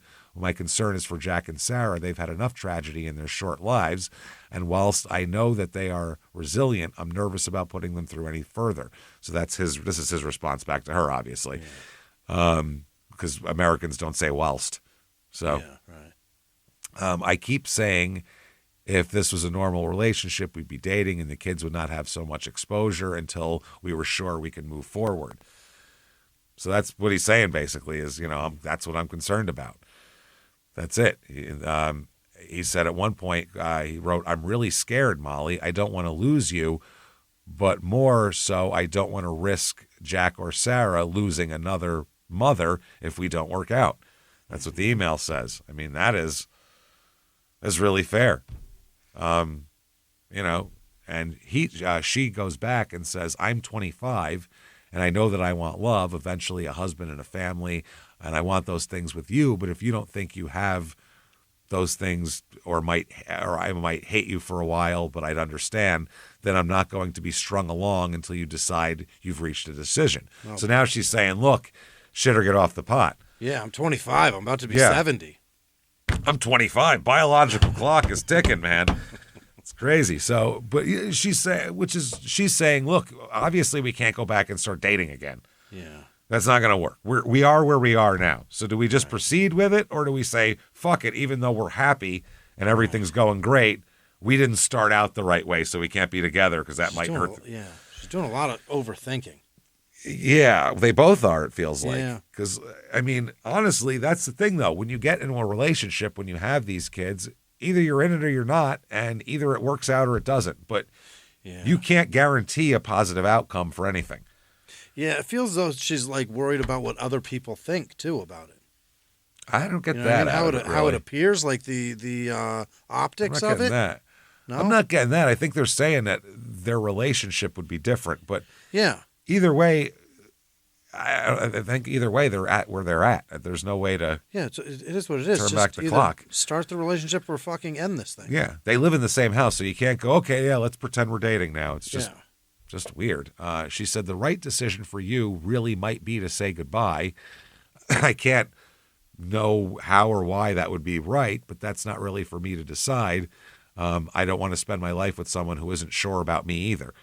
Okay. So it's shit or get off the pot time. Yeah. Essentially. Now, he says, fine, you know what? We're happy. The kids like you a lot. What am I going to do? Stop? Because if he stops the whole relationship and everything, he's going to have to fire her, and then he's extracting her from the kids' lives anyway. So it's like you want to. It's just a self-fulfilling prophecy. Yeah. And is he trying to shield himself from future pain or the kids from future pain when you really can't do that in the world? It's impossible. If you're going to do that, it's just going to cause pain and forever. You're never gonna heal. You have to go through it, plow through, and then if shit breaks, pick up the pieces afterwards. That's all you can do as a human being. I'm not a psychiatrist, but I feel like that's all you can do. You got to try. Fuck, man. Yeah. Life isn't just fucking wait for the perfect moment for everything. You're never going to have one. Absolutely. So at this point now, it's a beautiful story. Yeah. A widower found new love, she loves the kids, and she's nice to them. And she's hot. She's hot, and this is a beautiful. He's Irish and fun. This is great. Yeah, it's great. And her resume looked real impressive, too. She told Jason she graduated from Clemson. Yeah. She also had been vetted and approved as a foster parent, she told him, and had extensive experience with children. Okay. Problem is, we know the Clemson thing isn't true. No, that's not true. And neither are the other two things. Oh, for heaven's sake. She Why would she do this? She dropped out of Clemson. She was never a foster parent, and the only, quote, experience with children she had was babysitting as a teenager. So, what's the deal? deal? She wants to go to Ireland and be a nanny, so she made a bunch of shit up. All right. Same way people make up all sorts of shit in their resumes all the time. Yeah, because they want something. Yeah. They want something. And also, this is another thing that we didn't know. When Molly applied for the au pair position, she was engaged already. What? When she showed up, she was engaged to another man. What the fuck happened there? Oh, well, let's find out because we have his quotes. Let's find out from the ex-fiance. Keith McKinnon is his name. She told me she wanted to go see the Blarney Stone, and then she never came back. I don't know. She said, I'm going to see if Guinness is better over there. Yeah, I hear they really know how to pour it. Pie. Yeah, that's how it is. I just want to see sheep. I have a real fucking hankering for mutton right now. So Keith McKinnon, the ex-fiance, says, quote, the first time I met her, I was just floored because she was stunning. And she is very pretty and blonde. She's gorgeous, Yeah. To her credit, she did tell me early that she had bipolar. Oh? She was no longer able to work or anything. She pretty much couldn't keep a job. She couldn't do the nannying stuff anymore. I think we'd been together about a year and we got engaged. She's disabled by mental health? Yes, that's what he's saying. We don't know. And that's his statement, but they were engaged. So, I mean, who knows? He said she had significant mental health struggles. She had migraines, insomnia, spent a lot of time, quote, soaking in the bathtub, or sometimes just crying on the bathroom floor. Same, babe. Wow, I was going to say, if you add a bottle of wine and a joint to that, I'll invite her over and we can all have a good cry. All of us. I mean, welcome to adulthood. This is hard, isn't it? It is. Jesus Christ. Might I suggest adding wine to that cocktail? Yeah. Have a tall bottle of wine. Oh, man. So he claims that he and her had recently, before she left, been in a psychiatric ward together. Like inpatient hospitalization. And then out of nowhere, she said she was going to look for nannying jobs in Europe. You have you couldn't leave the bathroom last week. Yeah, you have breakdowns on the bathroom floor. When a 2-year-old requires your attention, you can't be laid out on the bathroom crying. No, you can't. So Keith said, she told me, I think initially she was going to be gone for like a week, and then I think it might have been 10 days before I heard anything. Yeah. I knew she was not in a good mental state whatsoever. I didn't know how safe it was for her to be going over and nannying for somebody's children. We had just been in a psych ward. What the fuck is happening? So I knew she wasn't in a mental state to do it. Yeah, Nurse Ratched was just medicating us, and now she's trying to take care of babies? We just followed a giant Indian out a window, and now here we are. What the fuck are you talking about? This isn't even our boat. This is crazy. He said, so I knew she wasn't in a mental state to do it. And this is the internet. I mean, you don't know what the hell you're getting from overseas, some person. Right. The baby needs a diaper change. Yeah, I'm in the bath. I'll be out tomorrow. Don't worry about it. So 10 days of silence, and then he finally gets an email. The old fiance Keith here. Yeah. He says, so she finally emailed and said, sorry for not calling you, but I also don't know if I am ever coming back. I need to move on. Dear Keith. Dear Keith letter, yeah. Oh, boy. What I found out later was that, say hi to everyone at the hospital for me. Yes. Jesus Christ. Wow. What I found out later was that not only did I not exist when she went to Ireland, but she and Jason started a relationship very quickly. So he was like, I'm out, I guess. We were engaged a minute ago.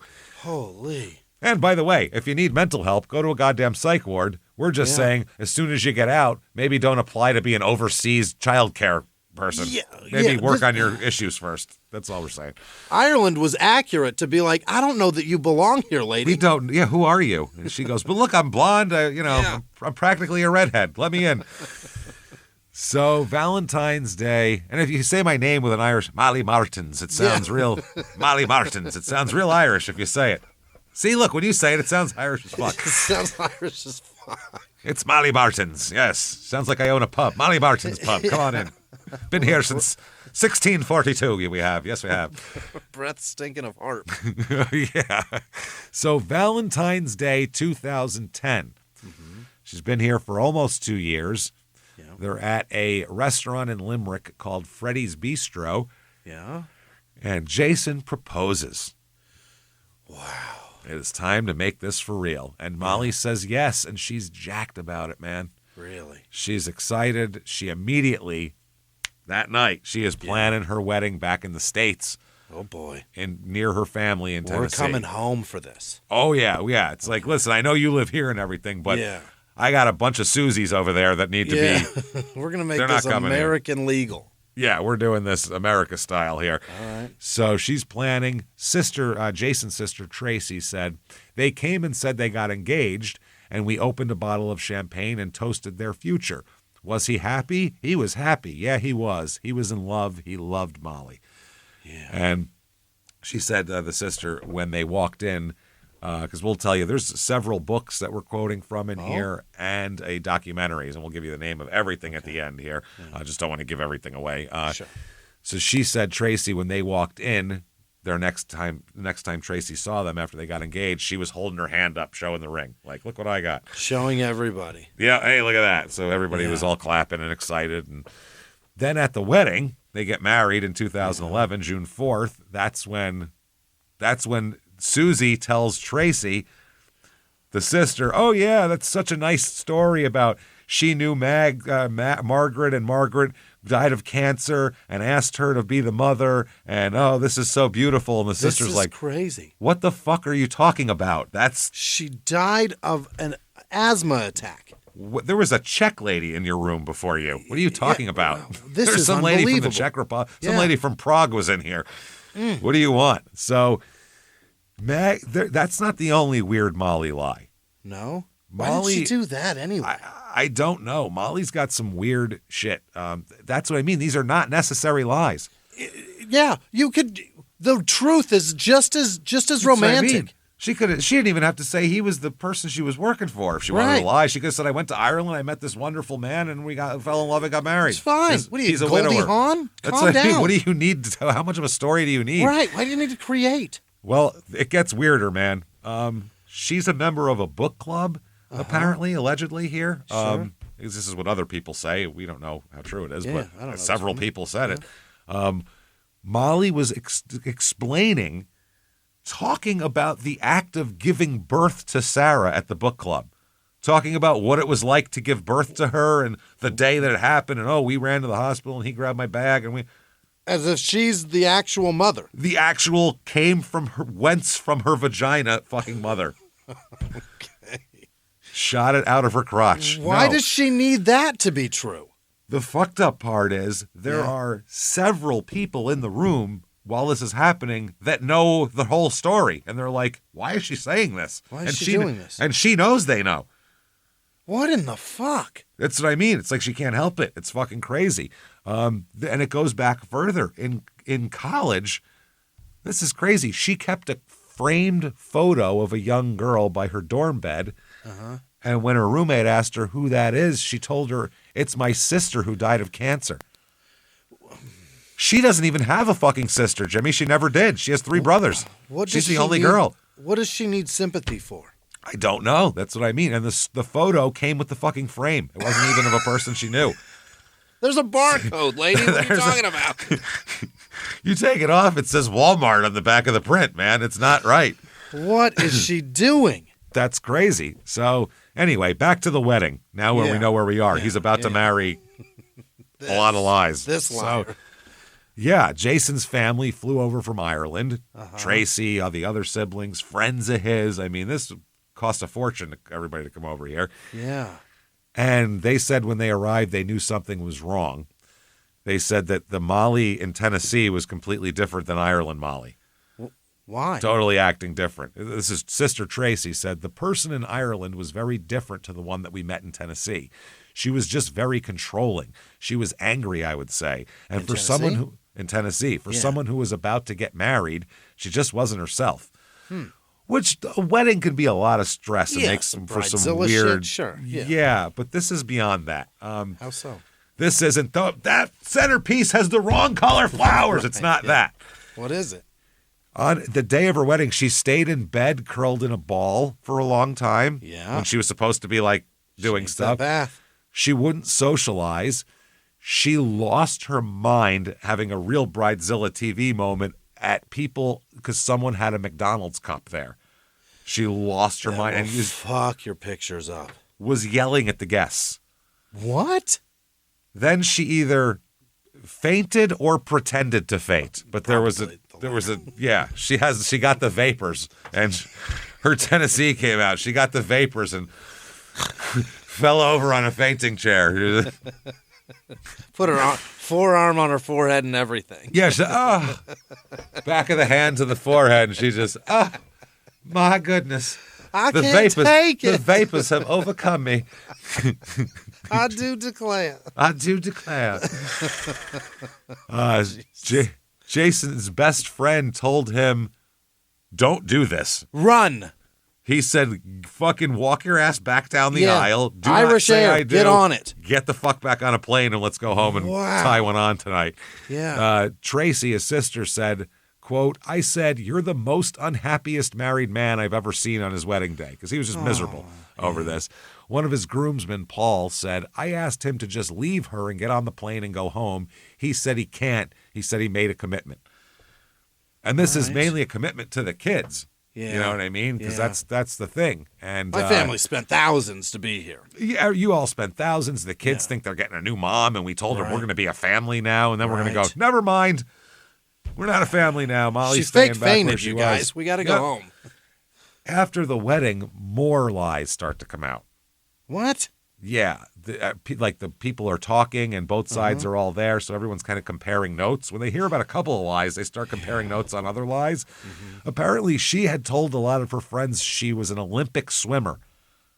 Olympic. In the fuck? Which in the 2000s, that's ballsy. A Google search can handle that. It's so easy to figure that out. Yeah. She's so young. She wasn't. She claimed she was a Montessori teacher. You know, the Montessori schools? Yeah. She claimed she was a teacher. No teaching certificate, never taught there. She claimed to have been a foster parent. She wasn't. She said she had bipolar disorder, which her boyfriend said as well. That's true, yeah. Medical records later show she was diagnosed with depression, but there's no bipolar in her medical records, so she might have made that up too. What the fuck? She also claimed to Jason that it's so lovely that she's going to have kids now because she's always wanted kids, and she had several miscarriages before we met, and I don't know if I can ever have kids of my own, so this is amazing. No evidence that's true. None of the exes ever said she was pregnant. None of her medical records show she ever went in to have anything looked at. I just don't understand why. That's what I don't get. It doesn't make any sense. Why would you create false people who lie realities what? I don't get it. And this is what all these people are saying. I mean, like we said, we're not there. We don't know, but that's what they say. And that seems weird. Yeah, but if it's true that you're sitting in a circle with a bunch of people who know you and you're making up stories that people know are false. Think about the balls that takes. That's crazy. That you could be like you could be a bank robber with that kind of fucking nutsack. Think God. about to basically be like with the force of your will. Yeah. Getting them to shut up without even saying anything. Don't say I'm lying. That's crazy. They know that you're not being honest, and nobody like if I did that to you in public, you would be like, Jimmy, what are you doing? Well, I don't know if I do it at the time because we're close. So I think maybe you're running game on some of these people. That's fine. When they left, I'd go, what's going on here? What are you trying to accomplish? Yeah, I'll help you. Let me know so I can help. It's always sunny. What's your angle? Who are we versus? That's the line. Who are we versus? I'd say, hey, who are we versus? What's happening? I'm in, dude. Let me know. It's just, why would she do that? I don't know. I gave birth to that child. I know for a fact she's got another mom. What are you talking about? What she's are got you a different talking about? last name. Yeah, she's got a fucking Irish accent. What the hell are you talking about? She's a 2-year-old with an Irish accent. What is going on? More strange tales here, and this is when it gets a little bit disturbing. Oh. Okay. This is from young Sarah, the daughter. This is her in 2024 talking about this time. A nearly 20-year-old girl? This is an adult now talking about this time. She said, Molly started, this is so fucking fucked up, man. This is messed up. Molly started telling me that my dad killed my birth mom when I was 6 years old. Holy. Dude, that's crazy. Why would you fuck with a child like that? That's what I mean. She told me my dad was a bad man.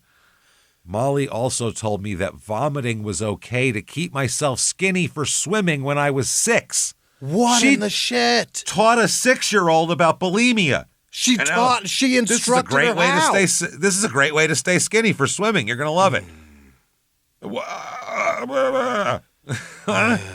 Alienating the relationship between her father and then giving her an eating disorder. Not only that, she said she also told her that shoplifting was okay. I mean, sometimes. What the fuck, though? That's great. We're you doing can't teach fine. a 6-year-old. No, you can't show her how to do Jesus that. Christ. Fucking Curly Sue. Let me teach you some tricks. You don't have to actually pay for things, and you can eat anything you want and not get fat. Let me show you some stuff. Like, you can't do this. Sometimes you just put things in your pockets. It's great. So this, Sarah said, so I believe that Molly had a very troubling relationship with the truth, which is an extremely nice way to put that. Sarah's a classy young lady. Yeah, she is. When you hear her talk, she's like, they're both smart, sharp, classy, brave kids. Like it shows that. So, man. If it fits in your pocket, it's free. It's free. Yay. Comes out of your mouth, it's no calories. Oh, so there's a lot of tension coming up between Molly really wants to be these kids' mom, and starts bringing up adoption. I would like to adopt the kids. Which is nice. She's got a dead mom. Yeah. They have a dead mom, and they're married, so I'd like to adopt a kid. That can be a nice thing. You know what I mean? But the fact all the weird shit she's doing makes it not exactly. Yeah, but the thing is, like, mom's deceased, so to make these children your children, all you have to do is be involved and marry that man. Legally, you're their stepmom. Mom is attached to that. Exactly, but she wants them to be her kids. She wants to be mother.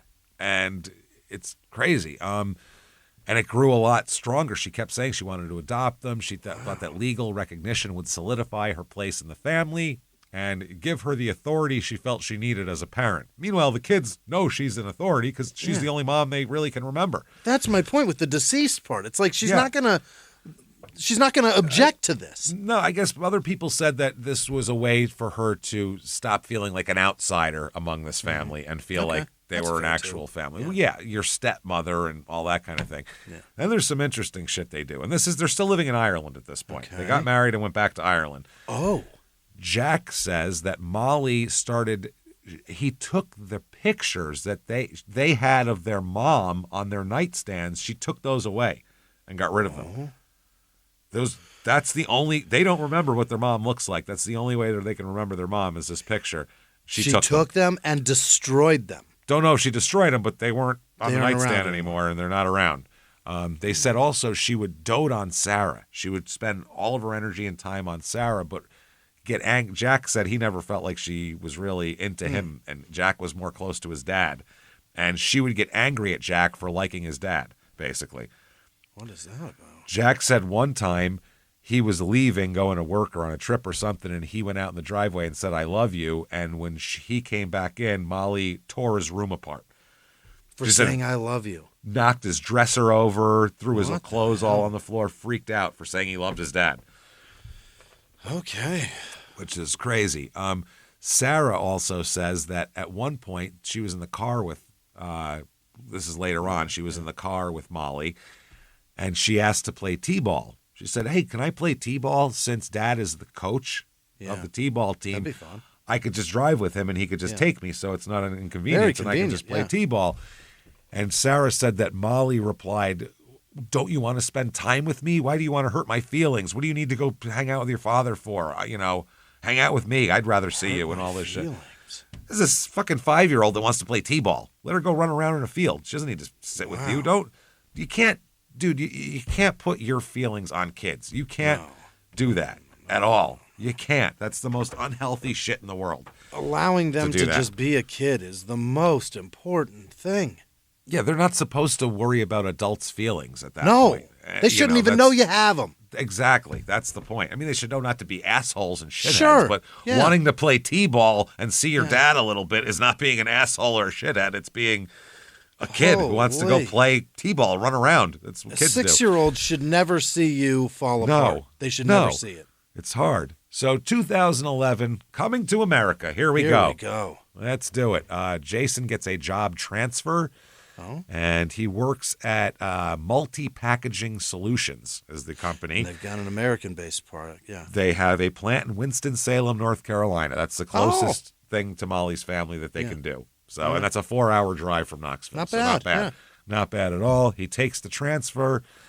They do it also. Molly had been complaining of being homesick and couldn't settle into Limerick and just wasn't her thing. So they go there. And the kids said, by the way, right away, they were like, it was crazy. What the fuck? It was a mansion.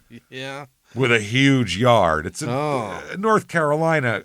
Suburban estates are way different than these Irish ones that were built 400 years ago out of sod. In the city? Yeah.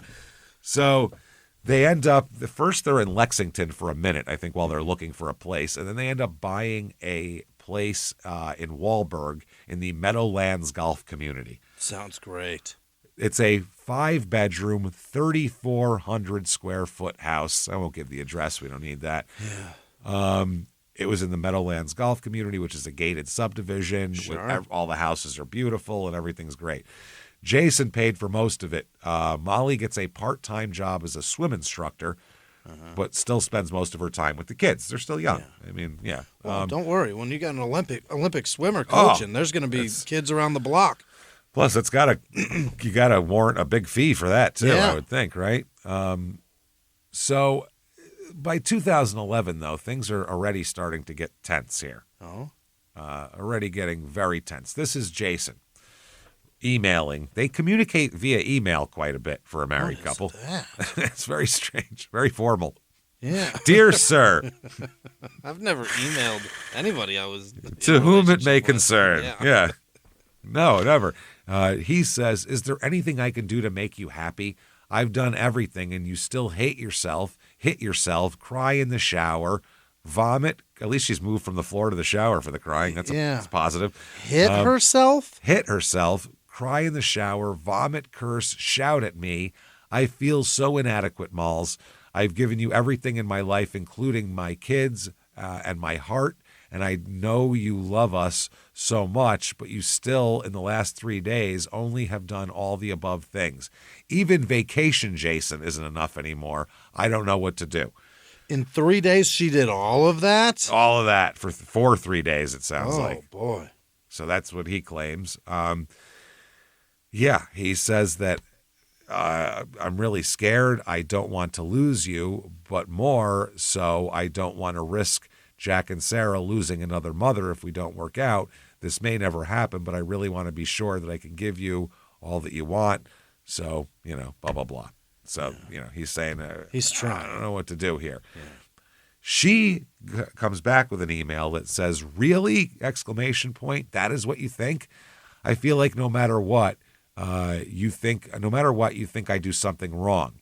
I feel like I mess up everything, and then when something is amazingly wonderful, I found out that what you remember is what I messed up or couldn't do. It's not a very good feeling. And we had talked about the painting on our own several times, deciding to have our room and other downstairs painted professionally. Then magically, you act as though those conversations never took place in front of my mother. Okay. Now, through all this, she's still pushing for adoption.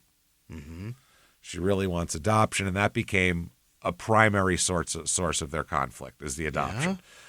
She would raise it during moments of stress, during arguments, whenever anything would come up. That was the soft underbelly to go for. You won't even let me adopt the kids. Yeah. She thought her efforts weren't being fully acknowledged, and she would accuse him of not trusting her, and he felt misunderstood, and he felt like he had a lot of pressure on him. Yeah. Remember when you punched yourself? Remember that shit? I can't tell a fucking adoption agency you punch yourself. Yeah. I lie to them. So the children are caught in the middle, and obviously that's tense for them and having a hard time. Jason still talks to his family all the time, and they notice that he's just different. Yeah. Changes in his demeanor. It's stress. Sure. During phone calls and visits, he would seem more withdrawn and less relaxed. He told several of his relatives, like especially his brothers and sister, about arguments with Molly and his concerns about her behavior. And he kept hearing more and more about it from the kids, about what Molly does. And he's like, holy shit. Now, she says, though, he kept promising he would do the adoption. I'll arrange it. And then he wouldn't do it. There's probably little events where he's like, well, I can't do it now. Yeah. You just broke down. We don't know if he actually said that, or if he did, maybe he was, I don't know what he was trying to do. Like maybe that would make her happy and then she would stop doing that stuff, or I'm not sure exactly. Maybe there's an OSHA clock in his head where he's like, there's a mental breakdown. You know what I mean?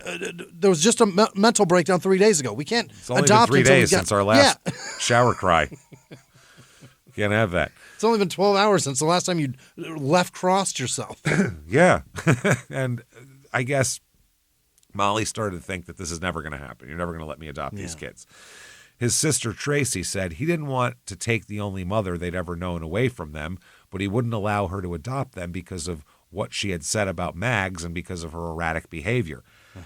Because he found out about all these lies, and he's like, oh, that's not good. Right. She waited until just before the wedding, and then all these stories came out. So when we spoke, he said he just couldn't. How could he go ahead and allow Molly to adopt the children when he had all these issues of trust with her? Right. Either way, the children called Molly Mom. Always. She raised them since they were toddlers, but, all of that. Now, in Jason's will, after Mags had died, he made a will. Yeah. And in his will, he names his sister Tracy and her husband as the legal guardians of Jack and Sarah in case he dies. Yeah. And he did that before he ever met Molly. Yeah, and that's what you would do anyway, right?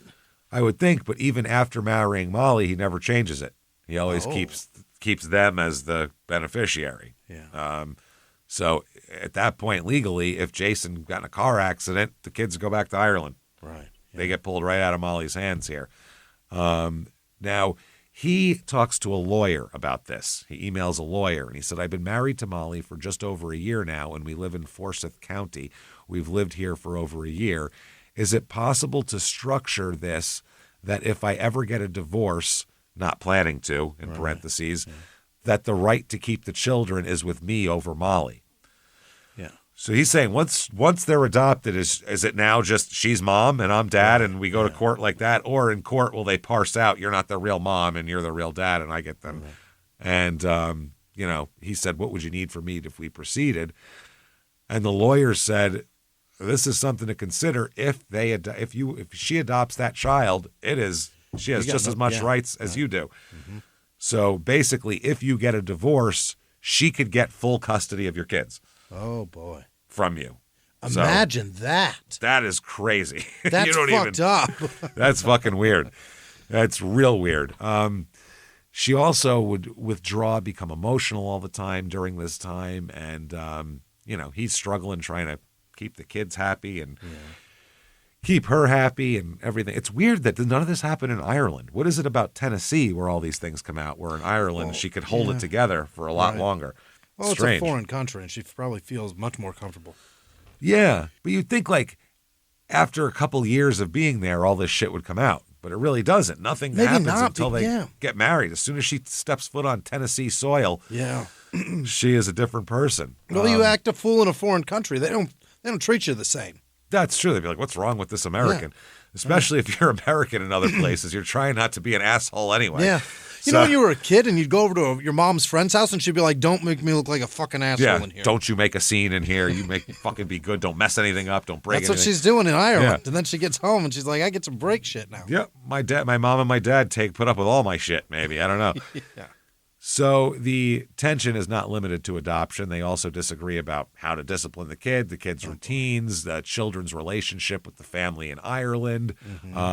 Jason wanted them to maintain strong ties to all their relatives in Ireland, but Molly wasn't real excited about Jason's family having any influence over these kids. She would express concerns about his family's involvement with the kids and their intentions and all that kind of thing. So now he's like, Jesus Christ, not even my family? Like, I'm getting pulled in 18 different directions here. Summer 2015, the unhappily ever after life here. Poor guy. He's unhappy. Marriage is not working out. He missed home. He misses Ireland. He misses friends and relatives and family. And he starts making plans to get the fuck out of here and go home without Molly. Take the kids and go. Really? Get back to Ireland. Divorce. And his family in Ireland is concerned about him. They encouraged him to seek help, try to think about everything that's going on. They suggested maybe counseling or something like that for you too, and some professional support could help this. They want it to work out. A text between him and his brother, they say, "So how you getting on?" And Jason says, "Some days like it here. Others can't wait to get out of here. Work is good. Kids are great. Malls is still crazy." That's his answer. Rough. It's always the smoke shows, man. It's always, it's a problem. So Tracy, Jason's sister, said Jason started talking about moving home. He wasn't happy. A lot of it was coming down to the relationship with Molly. She was acting strange. There were things occurring that he wasn't comfortable with, and he missed Ireland and wanted to move back, but he knew and said there would be huge difficulty in him coming back once Molly found out. This has to be a secret. So, according to Tracy, at the end of July, beginning of August 2015, Jason was weeks, if not days, away from getting back out of here. Yeah. He'd been figuring out how to transfer financial assets to a bank in Ireland. Yeah. He'd been looking at flights. Oh, boy. Getting serious. And Molly she knew. She figured it out. I mean, she's not stupid. Yeah. She's a smart girl. She knows. Smart lady. And and she said basically that if they leave, then she's never going to see these kids again. She knows that. Yeah. And to her, she has said, these are my kids now. That's it. Put an ocean between me and my kids. Yeah, exactly. So Jason's friend Lynn, who was at the airport when they picked her up, said, "I think Jason became surplus to her requirements. She didn't need him anymore. She just wanted the children." Oh. And it sounds like, from everything the kids say, it sounds like she just wanted Sarah, is what she wanted. Right. Jack, she could take her about him. Yeah. Take or leave Jack. Yeah. So she'd been preparing for years. She consulted with an attorney about her custody rights and what they would be in the event of a divorce. And they said, they would be zero. Nothing. You're their stepmother. Yeah. You have nothing. What custody are you going to get? What are you talking about? Yeah, it doesn't matter how long. There's no legal rights there, even though you've raised them since they were kids, which is tough. That's tough. You're going to miss them. Yeah. You've raised these kids since they were so little. That's hard, man. Yeah. It's really hard. Then she starts making recordings. During this time. Of her own? She gets these little recording devices that stick under tables and shit. Yeah. These little sticky recording devices. Like an AirTag, but you can get them from like Radio Shack and Best Buy. Just a little MP3 guy that I wonder who internal recorder. With a dad in counterintelligence, I wonder who would have thought to put recording devices. Those are probably all over the house. Yep. And there's a lot of these recordings, and the timing of them makes them a little suspicious as far as she knows that she's being recorded, and he doesn't. Okay. You know what I'm saying? Yeah. So it's that. So she you can tell in a lot of these, it seems like she's trying to have an outcome happen. Yeah. And later on, these recordings make Jason look really, really bad. But when you hear them, he is very calmly Yeah. He sounds like a guy who's who's had a lot of frustration with this, and he's calmly, he's trying not to be angry while he's fighting with her, essentially. Yeah. Mm-hmm. This is from this recording. And some of this shit it's not real nice either, which, I mean, they're about to get a divorce, so I wouldn't expect it to be. But some of these recordings, it shouldn't be very cheery. He's not real nice either. So one of these, he says, quote, "Are you finished with your dinner, hun? I'm talking to you. Is this how you treat us? You just ignore me? I said I'd like to have dinner with my family. I'm talking to you. I shouldn't have to say it over and over again." And Molly just says, "Can you guys get out the stuff for pancakes?" And he says, "See, there you go again. I'm talking to you. You're still going on about something else." And you hear Sarah yell off in the background, "Stop fighting." Uh-huh. He sounds very frustrated.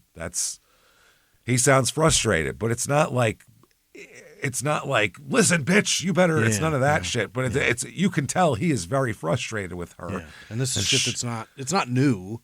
No. And so when you're making the problem is if neither party knew they were being recorded, you take whatever's on that recording with there it is. Lay it out, and that's what it is.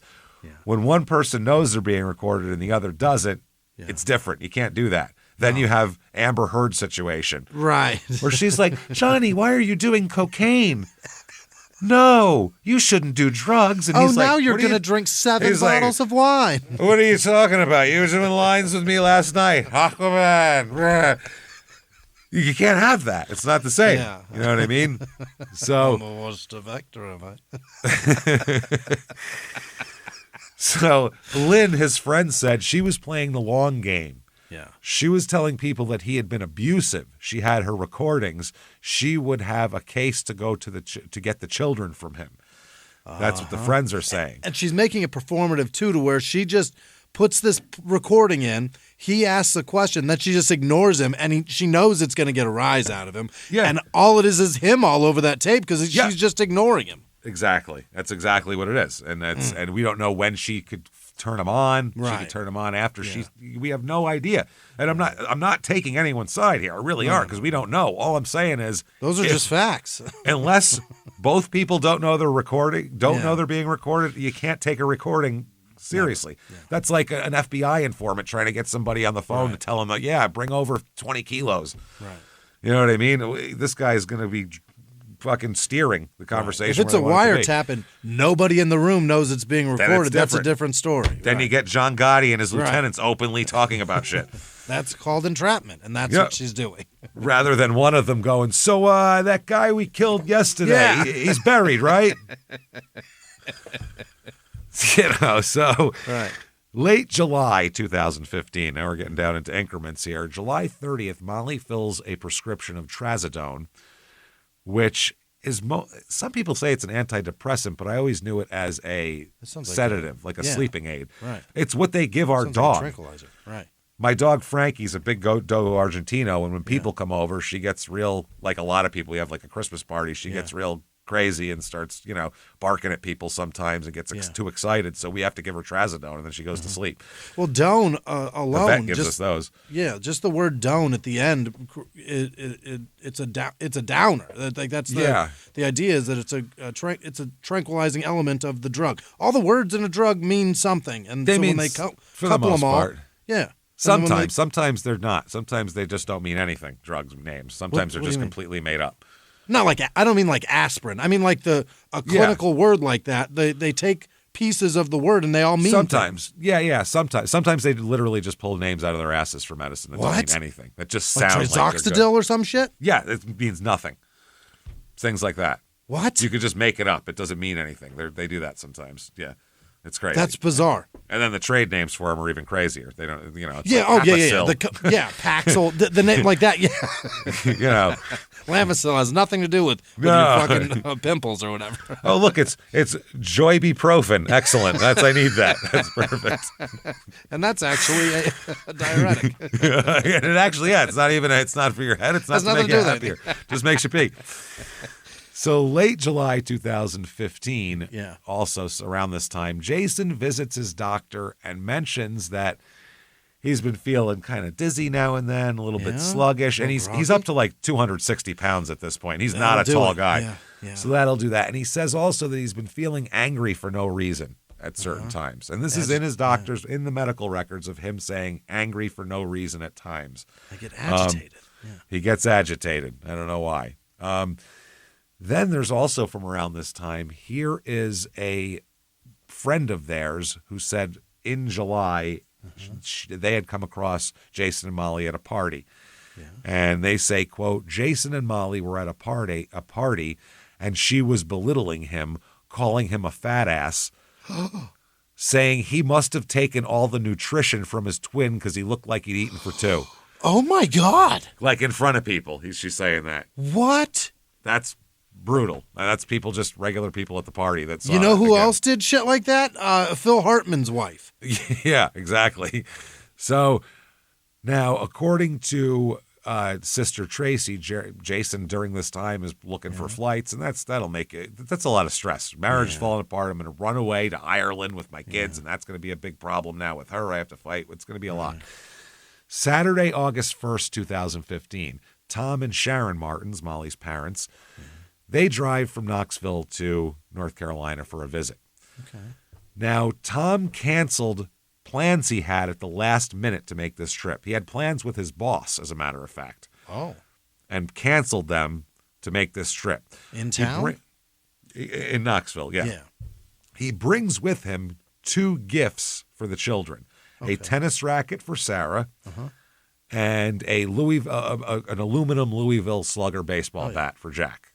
So sporting goods, you bring the kids. They don't arrive until about 8:30 at night. They arrive. Jack is gone, the young boy. He's at a friend's party and doesn't get home till about 11 p.m. Okay. Because it's late, Tom says he decided to wait until morning to give him the bat. So Tom kept the bat down with them in the downstairs room. Okay. Now, everybody goes to bed. Tom and Sharon are in the basement in the guest room. That's where the guest room is. Yeah. Jason and Molly are in the master bedroom on the first floor. Jack and Sarah are upstairs on the second floor. Mm-hmm. Okay, so it's set up like that. Everyone's on different floors. Sick. Now, a little before 3, it's a nice house. It's beautiful. Fuck yeah. According to Molly here, Sarah comes into the master bedroom after having a nightmare, and this is what Jack said too. Had a nightmare about on her bed, she has sheets that have like little fairies and like little lizards and stuff on them. And she had a nightmare about the fairies and spiders and lizards on her bed sheet coming alive and taking her or something. So yeah. How'd you get into my fucking mushrooms? Yeah, what's up with that? So Molly takes Sarah back to her room, settles her in, and then returns to the master bedroom. And Molly says that Jason's awake and really pissed off about being woken up. Real mad. I mean, furious. And an argument starts. Okay. That's what she claims. Then at 3:02 a.m., there's a 911 call from the house. Oh. Okay. This is what's the address of your emergency. Tom is the one making the call, Molly's dad. Yeah. He says, my name is Tom Martins. I'm at 160 Panther Creek Court, and we need help. They said, what's going on there? And he says, my daughter's husband, my son-in-law, got in a fight with my daughter. I intervened, and I think he's in bad shape. We need help. Oh. So the dispatcher says, what do you mean he's in bad shape? And Tom says, he's hurt. He's bleeding all over, and I may have killed him. Whew. At this point, the dispatcher says, what's your name? Yeah. The person who just admitted to murder. Yeah. Can you tell me your name? He says, my name's Tom Martins. The dispatcher says, was he drinking? Which is a very odd question to ask at this point. Is it? I would say, have you been drinking? Yeah. You're the one who just killed a guy. Have you been drinking? Maybe he's just on the page where it's like all information about the deceased, about the person that needs help. The injured party. Yeah. And Tom says, yes, he had been drinking during the course of the day. They said, is he conscious at all? And Tom says, no. Is he breathing? Tom says, I can't tell. Okay. The dispatcher says, all right, so we're going to start CPR, all right? I need you to make sure that his mouth and nose are clear. Mm-hmm. Tom says, it's a mess. When you hear about his injuries, there's no way to do anything like that. Oh. It's crazy. The dispatcher says, I'll set a pace for you, 1, 2, 3, 4. Yeah. Tom says, I'm certified, I just can't think. He said, I know how to do it. I'm just, this, yeah. dispatcher said, okay, you have to stay calm. Let the training take over. 1, 2, 3, 4. Yeah. I can't explain to you how calm Tom is over the course of this call. Yeah? He acts like if you're ordering a pizza, you'd have more like, do we want pepperoni or sausage? I get so flustered with None of that. Yeah. He has he's like literally, my name is Tom Martins. Like he is as calm and cool and collected as a human being can be on the phone. Wow. Which is interesting. Multiple investigators later commented on how creepy it was that he was this calm. Really? One journalist said, quote, literally the hair would stand on the back of your neck. It's quite chilling to hear how calm he was talking to this dispatcher. So, yeah, the dispatcher is Karen Black Caps is her name. And she gets this, and he's calm as can be. And, wow. So when the paramedics arrive at the house, they were shocked because there is fucking blood everywhere in this master bedroom. I mean, it looks like a person exploded in there. It doesn't leaked look all over the place, all over the walls. And they said the person, the victim, Jason, was basically his head was unrecognizable as a person. Whoa! Like a shotgun blast. Brutally bludgeoned. Huh. So they also noticed that when they get there, they go, he's cold. Oh. To the touch. Yeah. And the one EMT says to the other, how long ago did they say this happened? Yeah. Supposedly it happened just now. 15 minutes ago. Yeah. And he's cold already, which that ain't the way that works. So that's interesting. The police are called to the scene, obviously. Molly said the children woke up in the middle of the night. One of them had a nightmare. She said, I went up and got her. Went to the room right away, calmed them down, put Jack and Sarah back to bed. Took a couple of minutes. Yeah. They went back to sleep. After that, I went back to the bedroom. I shared with my husband, and Jason was agitated, and he jumped on top of her. Oh. And she said, well, he does work long hours, and it seemed like he's under a lot of pressure lately. But she said he put his hands around her neck and started choking her. What kind of dream was he having? No shit. And she says she shows in the interrogation the video of it where she says he puts his hand here. So she puts her hand around her neck and says that's how he started it. And that's what was going on. And so she said, however, she managed to scream when he loosened up his grip a little bit. Okay. And she said her father, Tom, sleeping in the basement, heard it. Asleep and through the floor, heard it. Yeah, sleep through the floor. And he'll say in his interrogation, I heard like loud banging above me in the ceiling, like something was really going bad up there. So he ran upstairs, but first grabbed Jack's new baseball bat. Yeah. Brought that upstairs. Snatched that up and took that with him. Yep. He's obviously a trained FBI agent, like we said. He says he walks in and sees his daughter being choked. Yeah. He said that Jason was choking Molly with his hands. Yep. And when he walked in and said, let her go, Jason switched his grip to the like chin lock grip where her back is to his chest. Like someone would do in a hostage situation and go, and hold the bank teller in front of them as the police human train shield. their fucking snipers on her. Yeah. Right. Same shit. So he said he is choking her like that. And so he says he dives in there and fucking, he 60-something years old. Yeah. He said this. This is what Molly said. He wanted to shut me up, so he covered my mouth and started choking me. But at some point when he stopped, I screamed. Next thing I remember my dad standing in the hallway or doorway saying, stop it. Yeah. Stop it.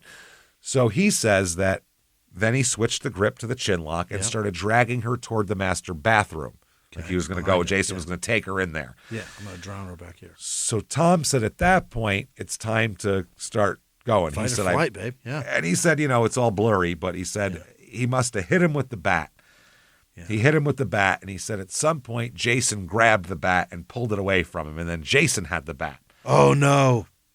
So they said, oh, boy, that must have been scary. Jason has the bat. And they go, how did you end up getting the bat back then. Yeah. If a 30-something-year-old man who's 100 pounds heavier than you has a baseball bat, how the fuck are you getting it back? He said, I don't know.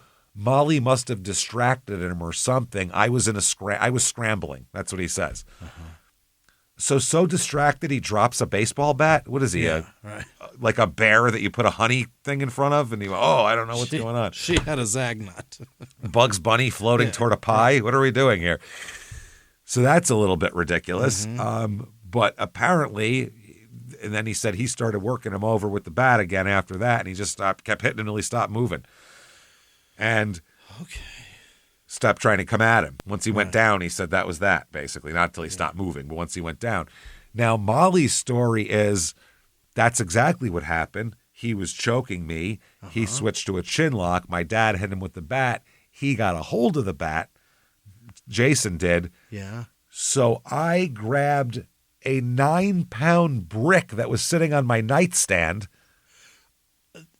Great idea. I never even thought about that. Yeah. Great home. Yeah. Bashed him in the head with it. Great home defense. Yeah. I hit him in the head. He dropped the bat. Yeah. And then my dad picked up the bat and finished it off. That's the story that they have, essentially. Fascinating. And so, yeah, Jason's very dead. Jason's family hears about this and says, bullshit. It's impossible. You look into that fucking Molly because this is Molly's fucking fault. Jason was planning on moving home. He was planning on divorcing her. She was not going to be able to stay in this big house anymore. She's not going to have the kids anymore. This is bullshit. And her father's an FBI agent too, so he knows how to get away with shit.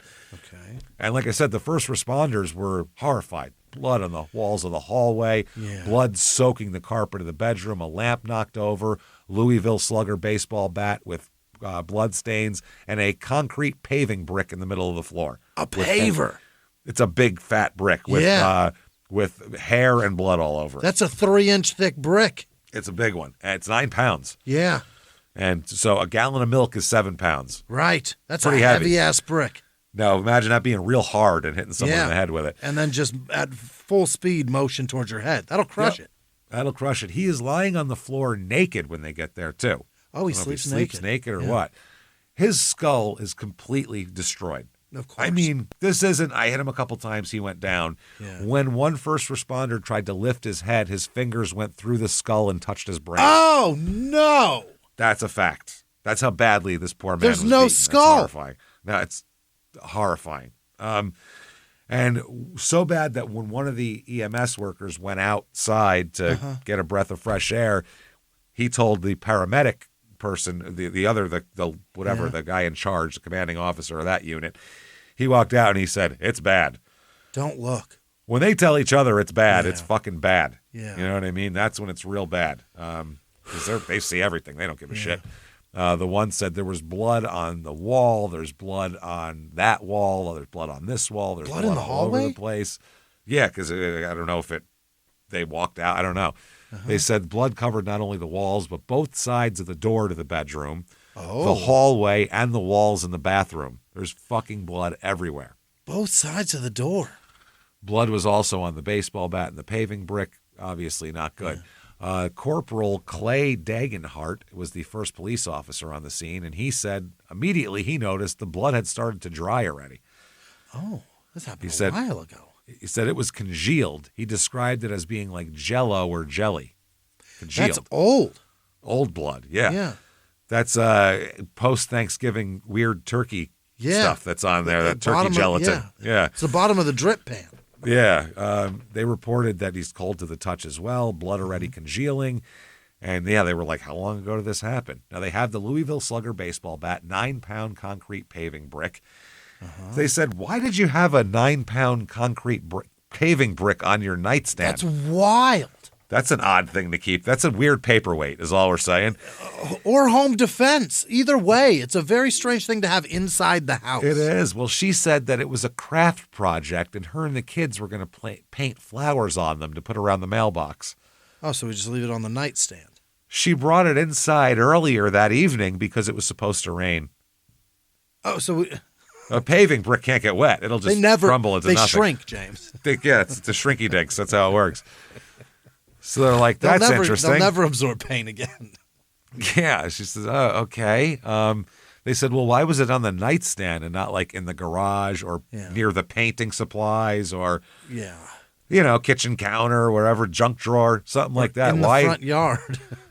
On your nightstand. That's odd. And and the bat is the same bat your father brought over. That he brought the murder weapon to the house, essentially.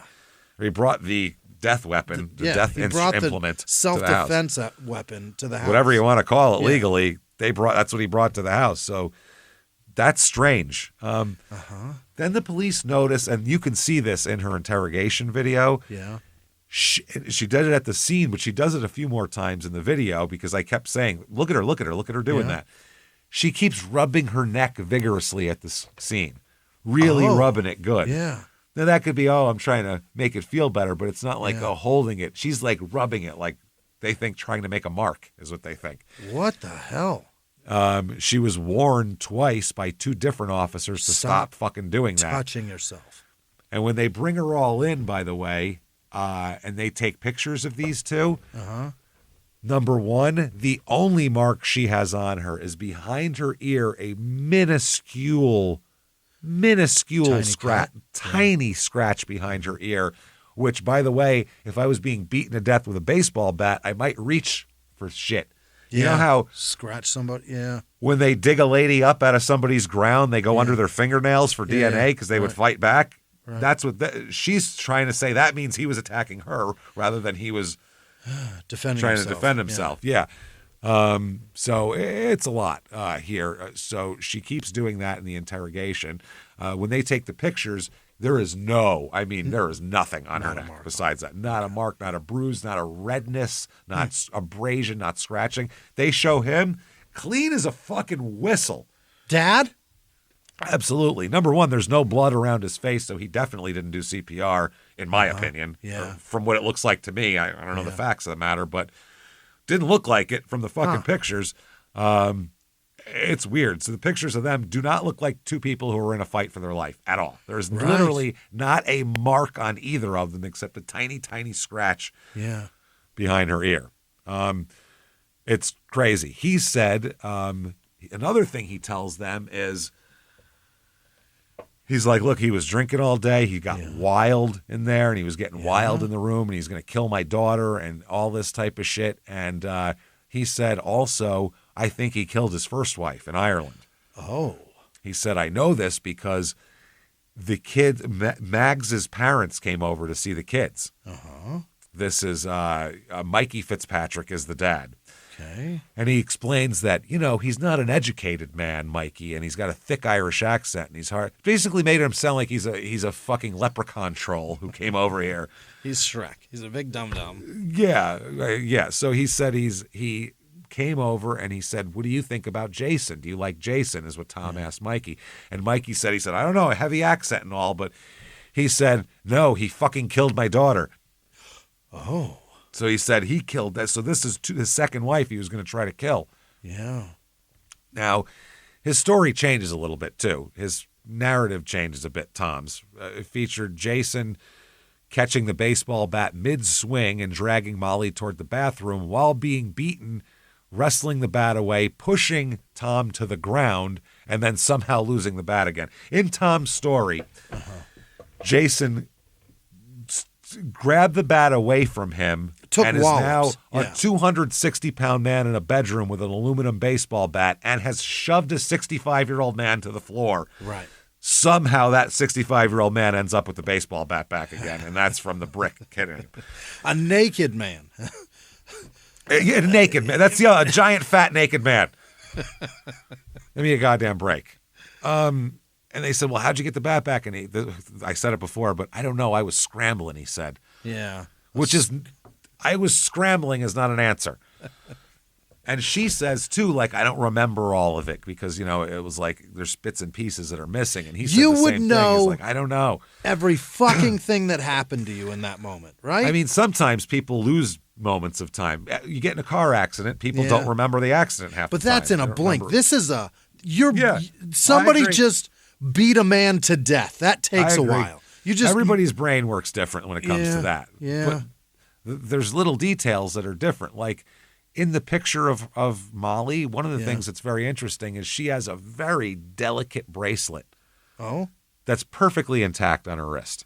Oh. She was just trying to pull hands from her throat and fighting and literally a death struggle with this person. Right. And her very delicate bracelet didn't break. Those bracelets break if you catch them on a thread on your fucking pants. Tom also clean as a whistle, 65 years old, battling with somebody 30 years younger than him, outweighing him by 100 pounds. Yeah. That is crazy. They just said it's life or death. They wrestled for control of the bat. It was horrible, everything like that. Now, the assistant district attorney says you cannot be engaged in a Donnybrook like they described with a man who is bigger than you, stronger than you, taller than you, and not have a mark on you. It's just not possible. Right. Logically, it's really hard to say that. You know what I mean? Hard to say that's possible. So why were the parents there that day? Yeah, they were there to visit, right? Yeah, they canceled plans to get there and everything. Well, Tom doesn't say that, though. When he's in the interrogation room, he said, we just said it was a beautiful Saturday, sun was shining. We didn't have any plans at all that weekend. Yeah. So he said, it's a 4-hour drive. It's a beautiful day. Let's go see Molly. Let's hop in the car. 4-hour drive? It's a 4-hour drive. Let's just hop in the car. It's an 8-hour round trip. Let's pop over by Big Five, get a couple of sporting goods, head on down and bring some gifts. No problem. All right. But the problem is, if he really didn't have plans and just went, that'd be fine. But he canceled his plans to go to North. So he lied in the interrogation room about that, obviously, or allegedly, whatever. So where the fuck was Sharon during all this? Because mom's there too. Yeah. Where's she? All the other adults in the house are accounted for. Well, she says that she was sleeping down in the room there. She said she heard a scream. Her husband got up, and then she went back to sleep. A scream. He's got it. It's all right. Yeah. Brad Pitt was just going down on me on that dream. I'm going to try and get back to that. I'm gonna close your eyes real tight. She claims she woke up to a ruckus, but after Tom went to check it out, she just went back to sleep. Never checked. Never went up to make sure the kids are okay, her husband's okay, her daughter's okay. She never called 911. She just rolled back over. Jesus. She sleeps great. Yeah, and when officers arrived, she was described by police officers as, quote, surprisingly calm, given that her son-in-law had just been beaten to death upstairs by her husband and daughter. Yeah. Super calm. Just whatever. These people. Her statement is, quote, during the middle of the night, I woke up. The dogs were barking. I could hear Molly screaming upstairs and some thumping. My husband said he was going to get up to get them and calm down, or he was going to call the police. He told me to stay there. I heard more screams and more thumping, and then she said it got quiet and the dog settled down, so she just went back to sleep. What the fuck are you talking about? Everybody could have just been massacred, but she's like, at least they're quiet. That's fine. Well, seems like everything's fine now. Holy shit. What the hell, lady? So then the next day they bring the kids to the Dragonfly House, which is, I believe, the kids that have had trauma and so they go to talk to the kids. McDonald minus cancer. Yeah, that's probably good. Yeah. So, well, I mean, not that just saying it's good that they don't have cancer. That's right. So, I just mean that's what the house is. It's for traumatic shit they're not a sickness. They find out a bunch of things that are very unexpected from these kids. Jack says that they have code words. Yeah. They have code words to call Tom and Sharon and tell them they're in some sort of emergency, and Tom and Sharon will come running and come to Knoxville 4 hours away. Oh. All they have to do is call up, say the word, and hang up, and they'll be in the car. Cauliflower, and they come running. No, Jack's word is galaxy, and Sarah's word is peacock. Okay. That's how it works. They're supposed to call their grandparents if things got bad, and then they'll come running. So Jack tells investigators, they say about the brick. He says it was for painting. They were going to make it pretty. Okay. They said that asked Jack, tell me why you're here. And it's the environment that you question a kid in. It's not a police interrogation room, and it's a person trained. Yeah, trained to work with kids and all that kind of thing. They said, can you tell me why you're here? And Jack says, my dad died. Oh. And people are trying, my aunt and uncle from my dad's side are trying to take me away from my mom.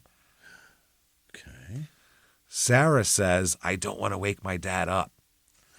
And they say, tell me why. And she says, because he gets really, really angry because why'd you wake me up? Okay. And she also says, the way she put it is very cute. She says, she begins her story with, not when I was 4, not when I was 5, but when I was 6, this happened. Which I'm like, the Irish are great storytellers. Even at this young age, she can tell a story. Not when I was 4, not when I was 5, but when I was 6, the great potato famine started, and the family had to eat the peat from around the property. I like when kids do that, though. Kids do that a lot. It's awesome. I love that shit. Oh, she's cute as shit. Yeah, she's cute as shit, too. Yeah, it's adorable. So they asked them about abuse, and they said, what did you see? And they said punching, hitting, pushing. Oh. She said that her dad would get very mad, and Sarah said that she saw her dad hit her mom once, because they say, did you ever see your dad hit your mom? And she said once. Okay. And Jack said that, we'll talk about what Jack said, but they said, have anyone told you what to say when other people talk to you? And she said, I'm just saying the truth. That's all she said. Jack is like young here. I mean, this is young. He's like 10, and he says that my dad... I've witnessed my dad physically and verbally assault my mother. Interesting. A 10-year-old used the words physically and verbally assault. I didn't know. Yeah. I did not know those words together till I was 21, probably. Yeah. So that's very interesting here. And the social worker explained all this thing, and they talked to Sarah first, and then the social worker explained everything, and. Sure. Sarah and Jack had just arrived home that night, and they explained all of that. They said Jack, this is from their report, Jack states that he goes to Wallburg Elementary. He states he's in the 5th grade. He says he does not like the principal. He states he's very demanding and mean. Yeah. He said that what he does not like being home is that his parents fight physically and verbally. He stated his dad gets mad at his mom for no good reason. And he said he gets mad at her for simple things, like she'll leave a light on, and he freaks out. That she can't do anything right. Jack said that his dad says that his mom doesn't pay the bills on time, and he said it can be any simple thing such as leaving a light on. He said his dad curses at his mom. And he said he's seen his dad a few times hit his mom with a fist, and he's seen this a few times. They asked Jack where he and his sister are when the fighting is happening, and he said his room. He said sometimes mom and dad send he and his sister outside while they fight, or sometimes the parents will go in their room. He said it makes him feel sad. He said he thinks about all this every day, and a lot of times he thinks about it during the night. It keeps him from sleeping, and it's tough. It's tough for a kid here. And they said that Sarah stated that she saw her dad smack her mom across the room. She said that the kids would pretend they didn't see it. When that happened. He said he also stated they would run, and there was one time when Dad pulled Mom's hair, and she stated that they were out in the hallway between the door and the garage, and that her mom started to fall and got up and then went to the car. Okay, so they're saying everything Molly says is true. Mad abusive Jason is. These kids are just corroborating everything she says, yeah. Yep, the painted brick is exactly. He said, yes, we were going to make it pretty, exactly like she said. They all the same words. So during the autopsy, they find out that Jason, number one, was naked on the floor. His skull was so destroyed that it's described as caved in. Oh, boy. The back of his head is hit so many times that medical examiners can't count the blows because they overlap. Oh, my. They said it's at least 12, but it could have been a lot higher because the damage was so extensive. Some blows landed in the same spot, making the count impossible. Multiple scalp lacerations, extensive skull fracturing. His scalp was literally ripped from his skull in places. Wow. His skull was crushed. The medical examiner estimated that 4 of the blows could have been fatal individually, and that 8 of the blows would have rendered him unconscious. And then the other ones, who knows? Who knows, yeah. They also found evidence that there was at least one blow delivered post-mortem, dead already, and they're still hitting him. That takes so long. When you see the pictures, too, of the blood spatter down there, I mean, I am no blood spatter expert, and I'm not trying to Dunning-Kruger this shit at all, but just the basic science of blood spatter is the things, you know where the blood goes. If it comes this way, it meant it came from here and went there. It's halfway up the wall, and it looks to me like the blood came from below and went up on the wall because it's got the tentacles coming away, like going on top of the wall. Yeah. So that would mean that that's how it shooting up. Blood lands, shooting up from the floor. So if he's on the floor, you don't need to hit him anymore because he's already on the floor. Getting hit, you can leave the room. Yeah, right. You can get leave away. the danger at that point and go. So and after all those blows to the head, any of them would have rendered him unconscious, if not killed him. Right. So you didn't need to keep working him. And you're hitting something on the ground that is so bloody that it's splashing. The blood in these scene is sick, dude. It's insane. There's blood everywhere. Not a lot of people are still charging, bleeding like that. No, that's the thing. When you're their bleeding skull like crushed that, in. Yeah, you're fighting to keep this body moving. That's crazy. Yeah. The coroner said that they saw similar wounds on car crash victims. Oh, wow. You know, with a 3,000-pound car crashing into them. They said they were unable to say how many times he was hit in the face either, but the wounds were inconsistent and appeared to be made by different weapons, meaning not just one hit with the brick to the face, is what they're saying. The police did uncover the landscaping stone. It was picked up as possible evidence because it's got blood and fucking hair. Yeah. Everything's got blood on it, but it's got hair on it too. Yeah. They said some wounds are made with this brick. Neither Molly or Thomas mentioned that at the time. Mm-hmm. There was an indication that he was also hit after death, like we said. Now, the toxicology report is also... Yeah, that's fascinating, right? Interesting that they find. Toxicology found trazodone in his system. Oh. He doesn't have a prescription for trazodone, but Molly does. But people take each other's medication like that all the time. Yeah, you know. What's the Xanax between friends? Yeah, when I went to the dentist, they prescribed me ibuprofen 800. Sarah had a headache, gave her one. Who cares? You know what I mean? You're married. Hey, don't go admitting to fucking crimes, James. Is that crimes? I don't Giving my wife an ibuprofen 800? I don't think that's a crime. No, I think we're okay with there. No, I think we're all right. Inside the house. It's literally just 4 Advil. There's no drugs in it or anything. It's not codeine. She can take a handful of Advil or just take one of these. Or take one of these. So they said that the number of sleeping pills found would certainly have knocked him out if he never used them before, if he had no, any kind of buildup for them. The lack of defensive injuries suggests that he was unconscious as also. There's no defensive wounds on anybody.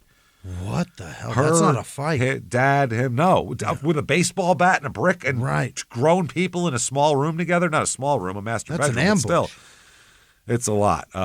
So that's interesting. They said also if he was attacking Molly and she was trying to get him off her, there would be at least a couple of scratches on her. You'd think.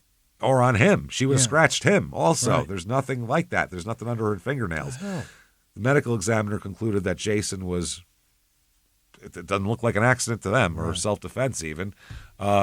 So the blood alcohol, because they keep saying he'd been heavily drinking all day. Yeah. He was drunk and wild. You know those Irish. Yeah.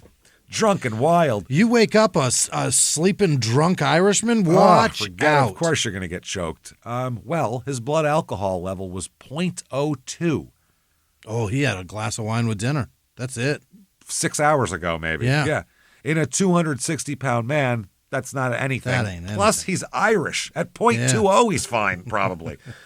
He can probably function. Yeah, you could mix those numbers around, and he's still fine. Yeah, that's the legal limit to drive in Ireland. Yeah. I think you're fine. 0.20. You going back to the bar, coffee. laddie? Yeah. All right, then get on back there. Yeah, that's from morning coffee. The patterns on the walls of blood show that Jason's head was 12 to 18 inches off the floor when some of the blows were struck. That meant at least some of the beating occurred when he was already on the ground, not standing or fighting like they had said. Tom, they must have been standing over him, just beating him. That's what the indications are. Also, high velocity blood spatter on the hem of Tom's boxer shorts because he was wearing boxers and a T-shirt up here. The prosecution later will argue that this is consistent with Tom standing over Jason as he delivered the blows, blood flying up from the impact. This blood was never tested on his boxers, which is odd, but the blood spatter expert says that dents are visible in the wall of the master bedroom. And you can see there's dents down low. Oh. Where they probably, hitting the bat against it? So they say that it was multiple times. Yeah, that's how it happened. And also, evidence indicates that a vacuum cleaner with blood on it was moved before the investigators arrived at the house and started taking pictures. They said that they used special equipment to take pictures of the red polo shirt and plaid boxer shorts that Martins was wearing and the pajamas that Molly was wearing. And they said that they talked about the impact spatter, the saturation of blood staining the carpet. It was also on the bed skirt. Evidence suggesting that Jason was first struck near the bed. Like I said, there was a vacuum cleaner sitting upright at the west wall of the master bedroom, and he said there were blood spatters behind the vacuum and a pattern of blood spatter flowing from side to side on the vacuum cleaner. Oh. He said it tells me that the vacuum cleaner was on its side when the blood deposited on the vacuum cleaner and it was long enough for it to dry. It shows an alteration of the scene prior to the photographs being taken. Why would we move the vacuum? Yeah, Who knows? what's the deal? We don't know. And also the concrete brick had blood and tissue fragments on it. Sure. And it was used more than once to strike something. Wow. They had it in different parts. So back to the investigation, our neighbor reported seeing an unidentified vehicle at the house in the early morning hours that night. Why? Before anybody arrived, emergency services or anything like that. The vehicle was never traced. Nobody ever figured out what that was. What is that about? Who knows? Also, Jason's laptop and phone weren't found somehow. What is that about? I don't know. That's what they said in the story. So now, within 48 hours of Jason's death, I don't remember what source this is from, a newspaper source, I believe. So I'm not sure the exact truth of this, but this is what was reported. Molly took $30,000 from their joint account. This is within 48 hours. Spent $5,500 on a forensic deep clean of the house.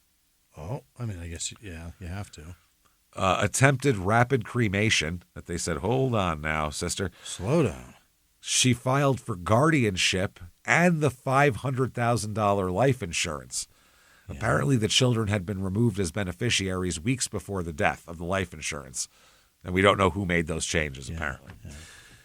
So they bring the kids to court to see where they're going because they're not with a parent at the moment. Sure.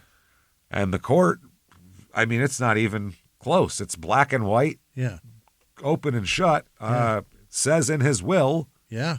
Ireland. They go to his sister. Yeah. They're from Ireland. Yeah. They're Irish. Their whole family is there. Their cultures. And the judge goes on. Culture, religion, this, that. Yeah. Everything says they belong in Ireland with their family. Why would they stay in Tennessee with you people? You're not even related to them. You can file for life insurance if you, I guess, it's self-defense. Is that? Yeah. All right. Self-defense. She's going to give it a shot anay. Yeah, I don't know. That's a fascinating choice. So the judge returns them to Ireland under Sister Tracy's watch here. Sure. After the children moved to Ireland, this is crazy. Apparently, allegedly, Molly hired planes to fly banners over their school, and she has she's not supposed to contact them. Yeah. And she contacted Sarah's classmates on social media to try to get an in, which is real creepy. You can't do that. Flying a plane? Hi, Sarah. Greetings from Knoxville. Like paying somebody to fly it with a banner behind. Like a banner. What the hell is going on? I don't know, man. January 6th, 2016, 5 months later, Tom and Molly are arrested. They heard nothing for 5 months. They did their interviews. I think 2 weeks later, they went and talked again, and then that was it. So the investigators told Molly at the night of the killing, based on all of her stories and before the autopsy came in, this looks like self-defense to me, sure. She said, he beats me. Because when they were asking her, they said, he's gotten physically violent with you? And she said, yeah. And they said, more than once? And she said, yeah. How many times? More times than you can count? And she said, a lot. Yeah. So there was that. But they are charged with second-degree murder and voluntary manslaughter. I assume let the jury choose between the two. Yeah. So Molly's uncle said, I mean, of course they're devastated. They were both aware of the possibility that they might not walk out of this courtroom. Yeah. I mean, I don't like the bat. No, I don't like that he brought the bat and then had it downstairs with him, and then upon hearing a scuffle, grabbed the bat and went upstairs. He just brought into the house. That I don't like at all. If the bat was already in their bedroom and he just picked it up, that'd be one thing. But he brought a bat from Tennessee or wherever the fuck he bought it and then brought it upstairs. It's crazy. Brought it downstairs with him and then brought it back up with him. I don't like that at all. Now, the big thing that people can't, and the reason why people are saying that, there a lot of people are on Molly's side here with this is that the kids, there's video of these kids talking about that dad beating my mom up and all this type of shit. Yeah. Then by next year, though, when the kids are in Ireland for a while, they changed their story. Oh? Yeah. The DA talks to them, and they claim Molly told them to say everything they said and coached them very thoroughly. Oh. Jack said that Molly told him, if you don't tell this, we'll never see you again. Okay. So you'll lose your mom, and your dad's already dead. Yeah. You will just be gone somewhere. They claim Molly coached him and Sarah to lie, including allegations that Jason had killed their mother. Tell them this, yeah. Yes. Jack said that he was punished by Molly, had to put his face under a faucet, waterboarded the kid essentially, allegedly here. Standing. Because he didn't call her mom. He wrote, he'll later write a statement calling her a murderer. In this, they say, is it true that your father was abusive or false? And he says, false. Mm-hmm. They said, what did Molly say to you? He said, we were going to do an interview. She was saying a lot of story making of stories about my dad, saying that he was abusive. And she started saying, if you don't lie, I'll never get to see you again. You'll never see me again. Okay. And they both said that Sarah says the same thing. Molly coached them, told them exactly what to say. Sarah later on said this, quote, I lied in those interviews, and I'll always have to live with that. But Molly had gotten into our ears at such a young age. Molly started telling me that my dad killed my birth mom when I was 6 years old. She told me my dad was a bad man. We were sat down by the Martins and Molly, and they told us we had to say that Dad was a bad man and that he hit her, and that if we didn't say those things, that we would be separated and that we'd never see each other again, meaning Jack and Sarah. Not only them, you won't see each other again. She is diabolical. If that's true. Sarah said, so we were really scared and we lied. They have no reason to lie, these kids, at this point. None. There's no out of everybody in this story, I believe the kids the most. They have the least to they don't have anything to gain. And they have the most experience. The things that they're, because as a child, when things happen to you that are traumatic like that, your body creates the things that are there that are traumatic. You remember the motherfuck out of that. Unfortunately, you'll live those over for the rest of your fucking days. Sarah, it's so sad too, because Sarah says, I feel like my mom and my dad dying is my fault. My mom was awake. My mom was awake to feed me when she died, and this time I woke the house up with my nightmare. Which, that might not even be true. They might have been about to do this, and then she had a nightmare, and they're like, oh shit, get her back to bed. Yeah. We don't know. She might not even woke everybody up, but in her heart, that's what she feels. I mean, I feel horrible for these kids. And these kids seem like they're pretty well adjusted. They seem real smart and strong. Yeah. But so attorneys for Molly and Thomas are trying to get a change of venue. Oh, they want to go somewhere else. Get it out of Davidson County, saying that the news organizations have published what they consider false information. So they don't want the jury having this false information. The judge said he wasn't entirely convinced that the trial should be moved out of the county. He said, quote, I just don't see it. Yeah. I think you're good. July 2017, it's trial time. Okay. Second-degree murder for the two of them. The jury is 9 women and 3 men. Or manslaughter? This is second-degree murder or voluntary manslaughter. Okay. Both families turn out. The Irish contingent all fly in. Yeah. They take up one side of the court. The Martins are on the other side. It's a lot. Tracy said, What was it like to be so close, sitting in the same room with Molly and Tom? It was very difficult. You're sitting there looking at two people that had done something that was so malicious, insidious, and ferocious. The Irish. That's right. The aptitude for attitude, as we found out from the Irish. Turn a phrase, boy. Not when I was 4, not when I was 5, but when I was 6. They know how to turn that phrase. Aptitude for attitude. That was very funny. That was great. The prosecutor here in this case, during the trial in the opening, said, "We thought we had evidence stacked up a mile high. The viciousness and violence and excessiveness of the injuries that Jason suffered is really the cornerstone of our case."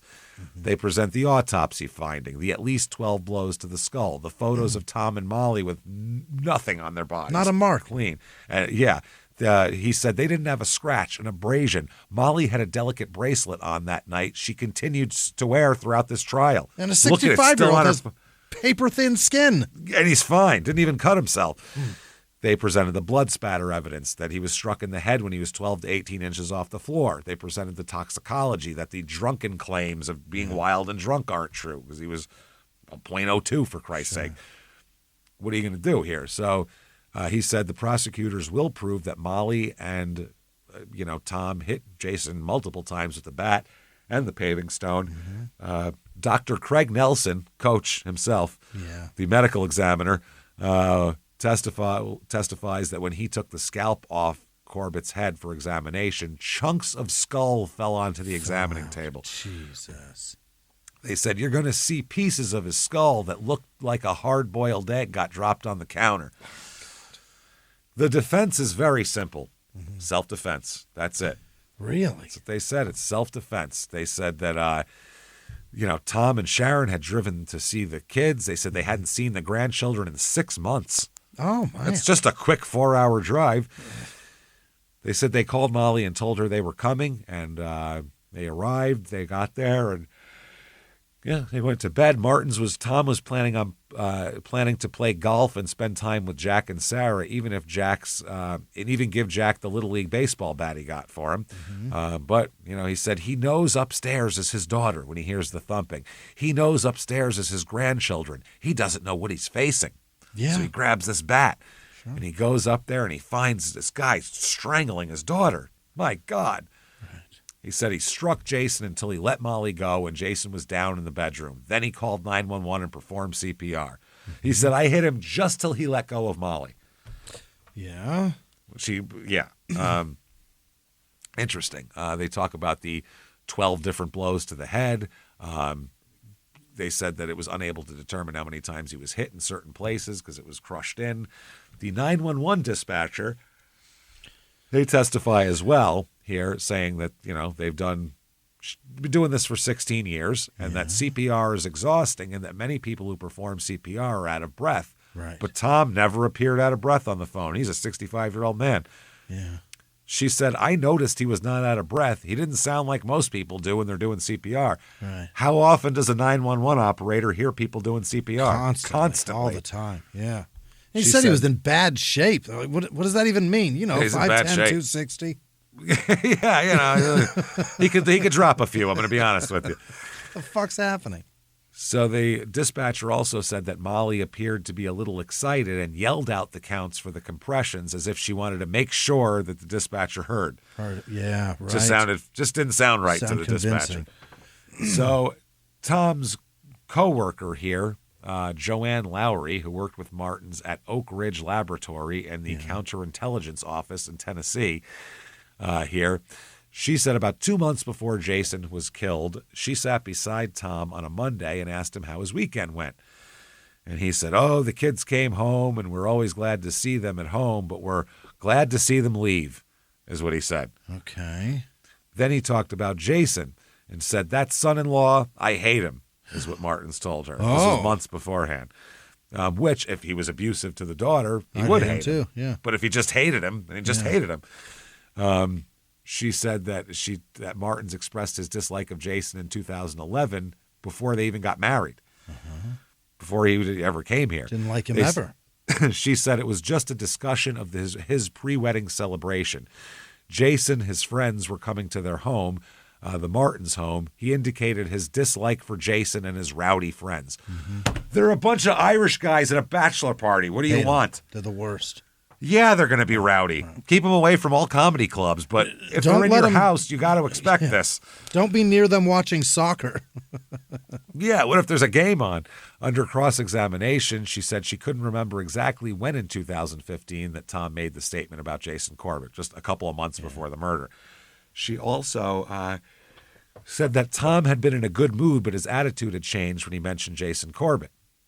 Now, this testimony was very much contested. Prosecutors and defense attorneys spent an hour and 15 minutes arguing outside the presence of the jury over whether this lady should be allowed to testify and whether her testimony should be limited in any way. All right. They argued that the testimony, the defense said it's irrelevant and prejudicial and hearsay. Right. Arguing that the state's theory of the case involved allegations that Molly and Martins acted in concert. That means that these statements implicate Molly also. So that's bullshit. And then that sets up a possible violation of Molly's constitutional rights because her attorneys would either have no chance or limited opportunity to confront Lowry on cross-examination. Okay. So the district attorney, though, they argue that it's relevant testimony because it goes to malice. And they said that prosecutors haven't firmly committed to a theory of acting in concert and that they should not be barred from eliciting what they consider to be relevant testimony. So they agreed to allow the testimony, but only as a possible evidence of Tom's guilt, not Molly's guilt. Oh. Can't count that for Molly, told the jurors. They also, this Lowry, testified that Tom made his dislike for Jason well known among the counterintelligence unit. They all know they hate him, which was made up of 13 people. Yeah. Which is crazy. They bring in a drug expert for the prosecution that said the drug would have, it is unlikely that the drug would have had impairing effects on Jason. That's the defense is saying that. The prosecution saying he would have been impaired by the drugs. Tom testifies. Yeah. You got to talk. Yeah, you got to talk about it. In his interrogation, he sounded like he was describing an inconvenient small blip in his day that happened on his way to get coffee. Oh. That's the way he was describing it. So that's weird. So on the stand, that's going to come off weird too. Tom said, I certainly felt he would kill me. I felt both our lives were in danger, and I did the best I could. Yeah. He said, once I got control of the bat, I hit him until I considered the threat to be over. You know, the legal definition of how you do this. Yeah. And when I considered the threat to be over, I quit hitting him. So the defense tries to present evidence about Jason's alleged abuse, but the judge excluded most of it, including the children's 2015 statements where they could talk about their dad hitting their mom and all that. All that shit we talked about, none of that comes in. Oh, They also don't allow in any of those recordings. Oh, good. They said they're without context. They're without, we don't know what that means. Yeah. Molly does not testify. She keeps quiet. Dad said, I'll take care of this. Now, during his closing argument here, the prosecutor used the actual murder weapons to make his point. He held up the bat, he held up the brick, and slammed them over and over again into the prosecutor's table. And saying with every time, with ever-increasing force, asking jurors to imagine that table was an Irish businessman's head. Yep. And every slam on the table was, they said it was so ear-piercing in court, loud. He also slammed the table with the concrete paving brick along with the bat, and they said this was a big deal. They said they didn't just rip flesh from bone. They said they crushed his skull. It takes I hate you force to do that. Right. They beat him to the point that the doctor said this is the type of injury we see in car crashes or a fall from a great height. They also walked over to the table and pointed to Martins and Molly, and they said they killed him. He killed Jason with a bat. She killed him with that brick. They literally beat the skin off his skull with the bat and the brick. Yeah. They said, how much force does it take to split the flesh all the way to the skull? You know what malice feels like from the brick that Molly had? It feels like I hate him and I want those kids. That's what malice feels like. Yeah. Said excessive force, postmortem blows, the motives, the faked CPR, as they said, because they said there's no blood on Tom's hands when they got there. Yeah. Delayed 911. The body was cold. Right. They said not self-defense, murder. Yeah. So he said Jason did not have to die. He did not have to die in his own bedroom. He didn't have to die with his children at the top of the steps. He didn't have to die at the hands of the woman he came to America for. He didn't have to die at the hands of her father. None of that had to happen. You have a duty to return a verdict that will deliver justice for Jason. Yeah. The defense attorney said, no, none of that. That is not true at all. It's all garbage. Yeah. He said, no. Reasonable fear, there's no malice, inconsistencies in the prosecution's forensics. They said Molly had nothing to gain, apparently not in the will. Mm-hmm. Apparently, there was reports that she tried to get the settlement from the insurance, but other reports that she didn't and that she wasn't in the will, so I'm not sure which one that is. They said Jason is larger and more aggressive than both of these people. They said the jury should be concerned about everything it didn't see. They said the prosecutor's bloodstain pattern expert couldn't even be bothered to go to the house or review reports from paramedics. Also, they said they didn't use accurate diagrams of the house when drawing the conclusions.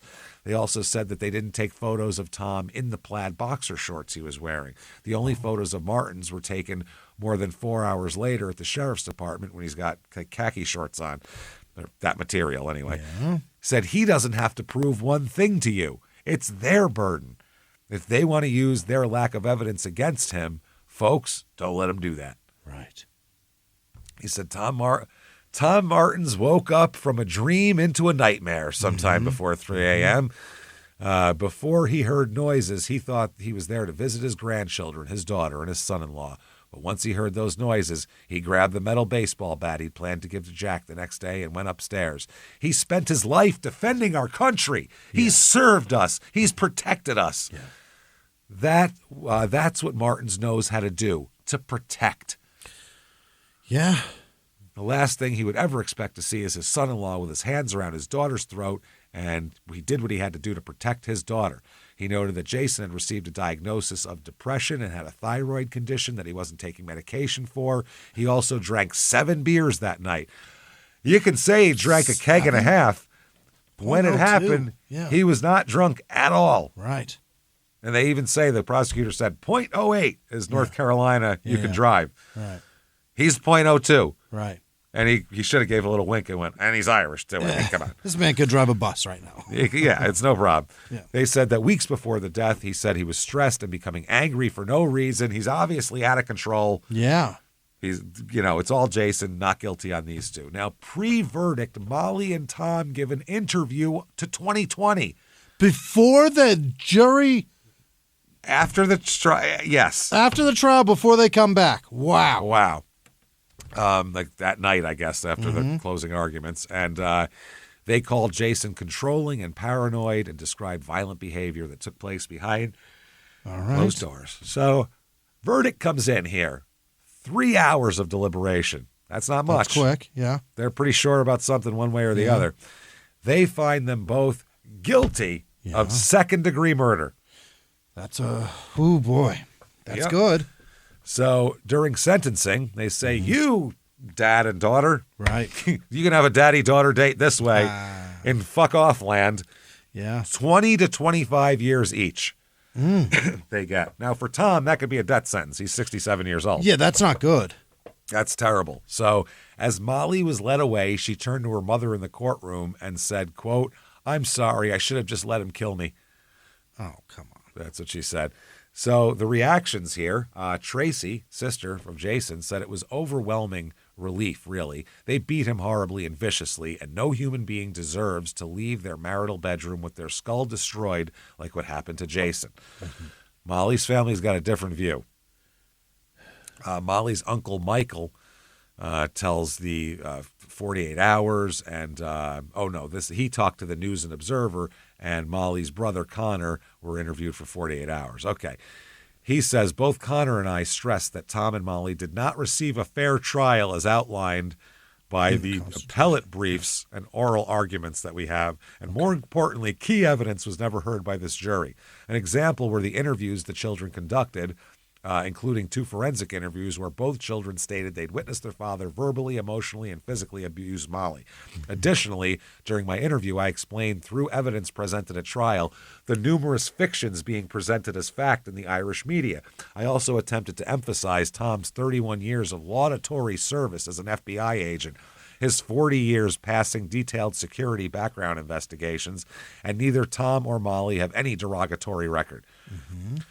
Now, Ernest was managing a Facebook page dedicated to freeing Tom and Molly. Oh. And he said the only evidence presented at trial regarding mental instability pertained to Jason.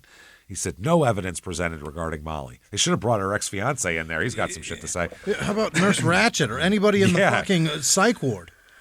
So they file an appeal arguing that multiple errors had been made, and most significant, the exclusion of Jack and Sarah's statements, the ones that were obviously advantageous to her, not the ones later on. Yeah.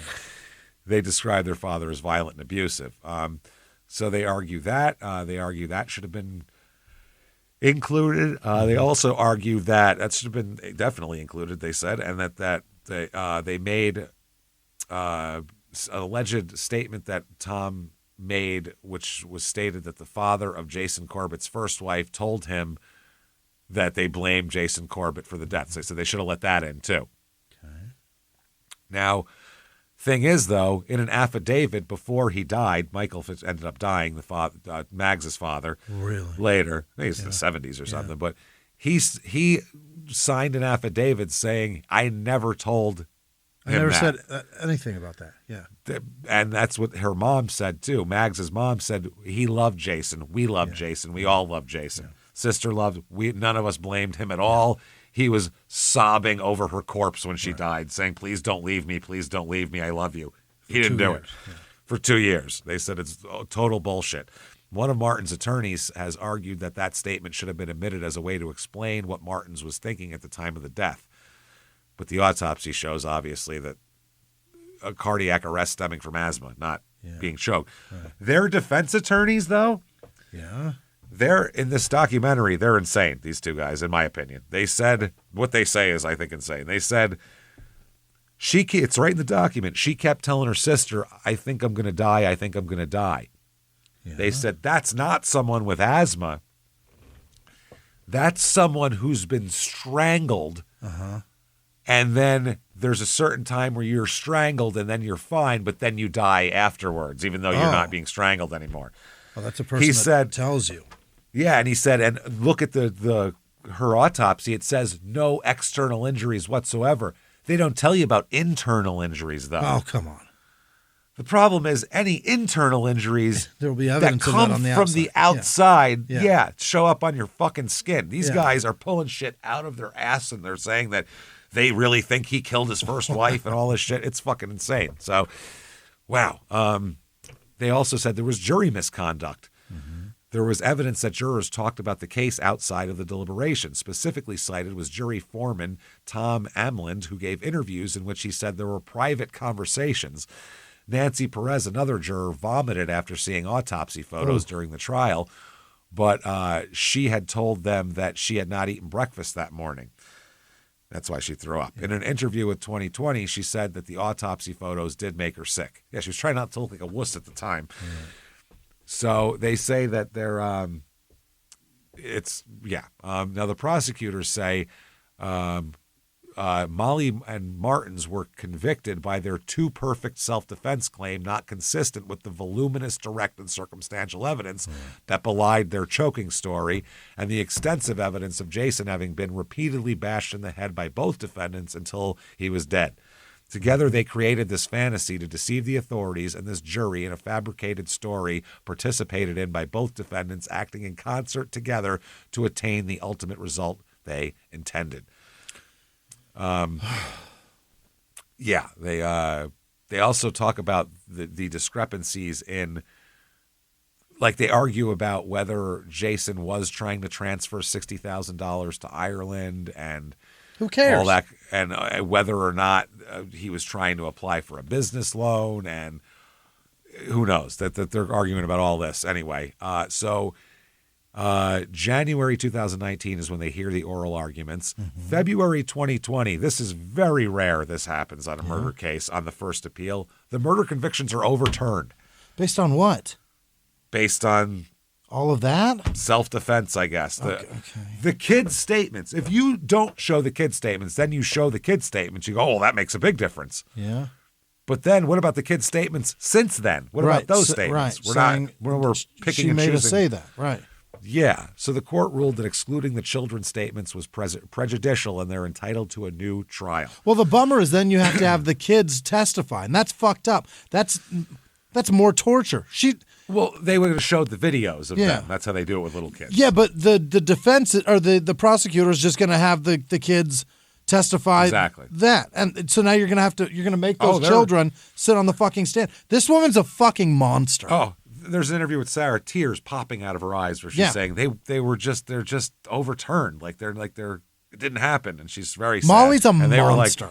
They were like, oh, we're all going over there. The whole family, we're going to testify. We're fucking going. Molly's brother said the kids' statements that Jason was an abuser and those interviews were conducted in professional environments on multiple occasions where Molly was not present. And to the allegation that they were coached by Molly, I mean the interviews were conducted by professionals. That's their job. Okay, but they can only take it at face value. They're saying they were coached in Ireland because they did their interviews via a Skype call. So there must have been someone off camera feeding cue cards to the kids of what to say. The thing about an abused child is that they believe that their abuser can get them at any moment, and that they have the longest arms on the because they've witnessed this person. What a silly thing to say out loud. That those kids, no matter what, are going to feel that way. They're going to feel like they can be got, or whatever threat is going to be followed up on, no matter what. So the state appeals this decision to the North Carolina Supreme Court. And in 2024, by a vote of 4-3, stretching it, they uphold the appellate court's decision, and it's still overturned. Oh, wait, they what? Have to have a new trial. Yeah, they upheld the appellate court's decision to overturn it. Okay, so now we have to have a new trial? Yep, and they are released on $200,000 bail each. Get the fuck out of here. They're out and free, and that's when Sarah is not happy about that, young Sarah. So there's going to be a new trial. They said, we're definitely putting them on trial again. Yeah. The new defense strategy is to question Maggs's death, to bring in the secret recordings of their arguing. Yeah. They have all the recordings, and one of the recordings, Jack says he found in Jason's car and showed it to his dad, and he was like, why is this in here? Look at this, like, Dad. Yeah. His dad was pissed. So she said she captured Jason being frustrated and short-tempered. But she never captures physical violence, which is what she says he's constantly doing. Yeah. You hear him talking to her like he is trying to stay in control of a volatile situation. Of an unwieldy teenager. Like, you said we were doing this, and now you're doing this, Molly. Why? Yeah. So I don't know. It sounds like a guy who wants a divorce, I'll tell you that much. October 2023, they end up getting a plea deal. Well, okay. Basically, this trial would be a fucking mess, again, with the kids' contradictory statements and everything like that. Tom pleads guilty to voluntary manslaughter. Molly pleads no contest to voluntary manslaughter. Okay. They drop the murder charges. During sentencing, Dr. David Adams assessed Molly before this and concluded the primary focus of her existence before she married Jason was to adopt these two children, then divorce him, and then have custody rights. She consulted a divorce attorney months before her wedding to Jason. The kids make victim impact statements. They get to do it. Finally, they get their say. Okay. It's great. In the car before they go into court, they got their aunt and uncle are in the car with them. And they're like going to this court, and he's like, all right, we're going to go in there. We're going to stick together. And what do we say about this? Fuck these people. He says, fuck these people. They don't mean shit to us. And they're going in there. It's the total, like, Curb Your Enthusiasm, fucking Robert Smigel. The kid says that? Fuck these people. They say that. He goes, no, the uncle says, fuck these people. And it's like, yes, these people are liars. They're saying and all that. Jack stated in his impact statement that he saw a recording device in a Ziploc baggie at the Martins' house the day after his father was killed. Molly corroborated on this documentary that there was a recording device on her nightstand in the bedroom where Jason died. They don't have that audio. Where the fuck is it? The whole thing is recorded. Detectives believe there were up to 150 hours of secret recordings, but the DA is only provided with 2 hours of recordings. What the hell? All very specific Jason's upset recordings. So it was recorded but gone. So and it was at the Martins' house, so it was destroyed. So that tells me if everything you're saying is true, you would want everyone to hear this recording. You'd want all the recordings. Yeah. Yep. Sarah delivered an impact statement calling Molly remorseless and a monster, noting that she removed her wedding ring the next day after he was dead. Sarah also, and this is a big one, she talks about being drugged. What? Sarah says she remembers being given tablets and cranberry juice by Molly that night. When she woke up later, her legs felt like jelly, and it was like being on a moving boat. Jack was also given tablets before bed. That corroborates the theory that they must have been sedated, and that's how they slept through screaming and murder. Oh, wow. So the judge says, you two may fuck off 51 to 74 months in prison. Stop it. And with time for credit for time served, pretty quick. Sarah said, it was difficult to read the victim impact statement. There was a lot of emotion, but I think it finally gave me the chance to say something in a courtroom. I felt like I wasn't afraid of them anymore. They'd taken so much space in my life, and I didn't want to give them power over me anymore. We have to live with the fact that the words that we said are part of the reason why Martins are walking free today. And I suppose that's why I wrote A Time for Truth. We'll get into that because it gave me a chance to just be completely honest about everything and put it in a book and let people read it. He said, the Martins brought my birth mom into it and my grandfather into it, and all these people I loved have passed away since. And I just think this really shows the character of the people that the Martins are. June 6th, 2024, they're released from prison. Free as Get bird. the fuck out of my life. They got 3 years? 3 years, basically. So what does the audience think? Don't know. Audience? It's our audience. What do you guys think? Who knows? Fuck them. There's been some books here, but Tracy, I'll leave Tracy with the last word. She said, I smiled briefly to myself, this is the sister, as I realized Jason eventually found himself back in the only place on earth he ever wanted to be, in the arms of his beloved Mags. I hope they're together somewhere. Oh, that's adorable. So Sarah writes a book called A Time for Truth, My Father, Jason, and My Search for Justice and Healing. That's published in 2025. There's also A Deadly American Marriage is a book, too, which is also a Netflix documentary that came out last year, is A Deadly American Marriage with the same title. Yeah. And there's also excerpts from Killer Gold Diggers by Anna Benton here as well in this book. That's a fun title. In this thing. So there is a lot going on here, we will say. And that, everybody. Fuck these people. Fuck these people. Yeah. God damn. Tom said, I was going to save Molly's life or die trying, and I have no regrets. Oh, eat shit, old man. I was going to say. You have no regrets, really? Come on. Okay. So, all right, Fitty, we get you. Yeah. I'm going to die trying. Oh, boy. The book, by the way, comments on the documentary saying that they did a good job on it. There based on the book. So there you go, everybody. If you like the story, get on whatever app you're listening on. Give us 5 stars. It helps amazingly and tremendously. So please do that.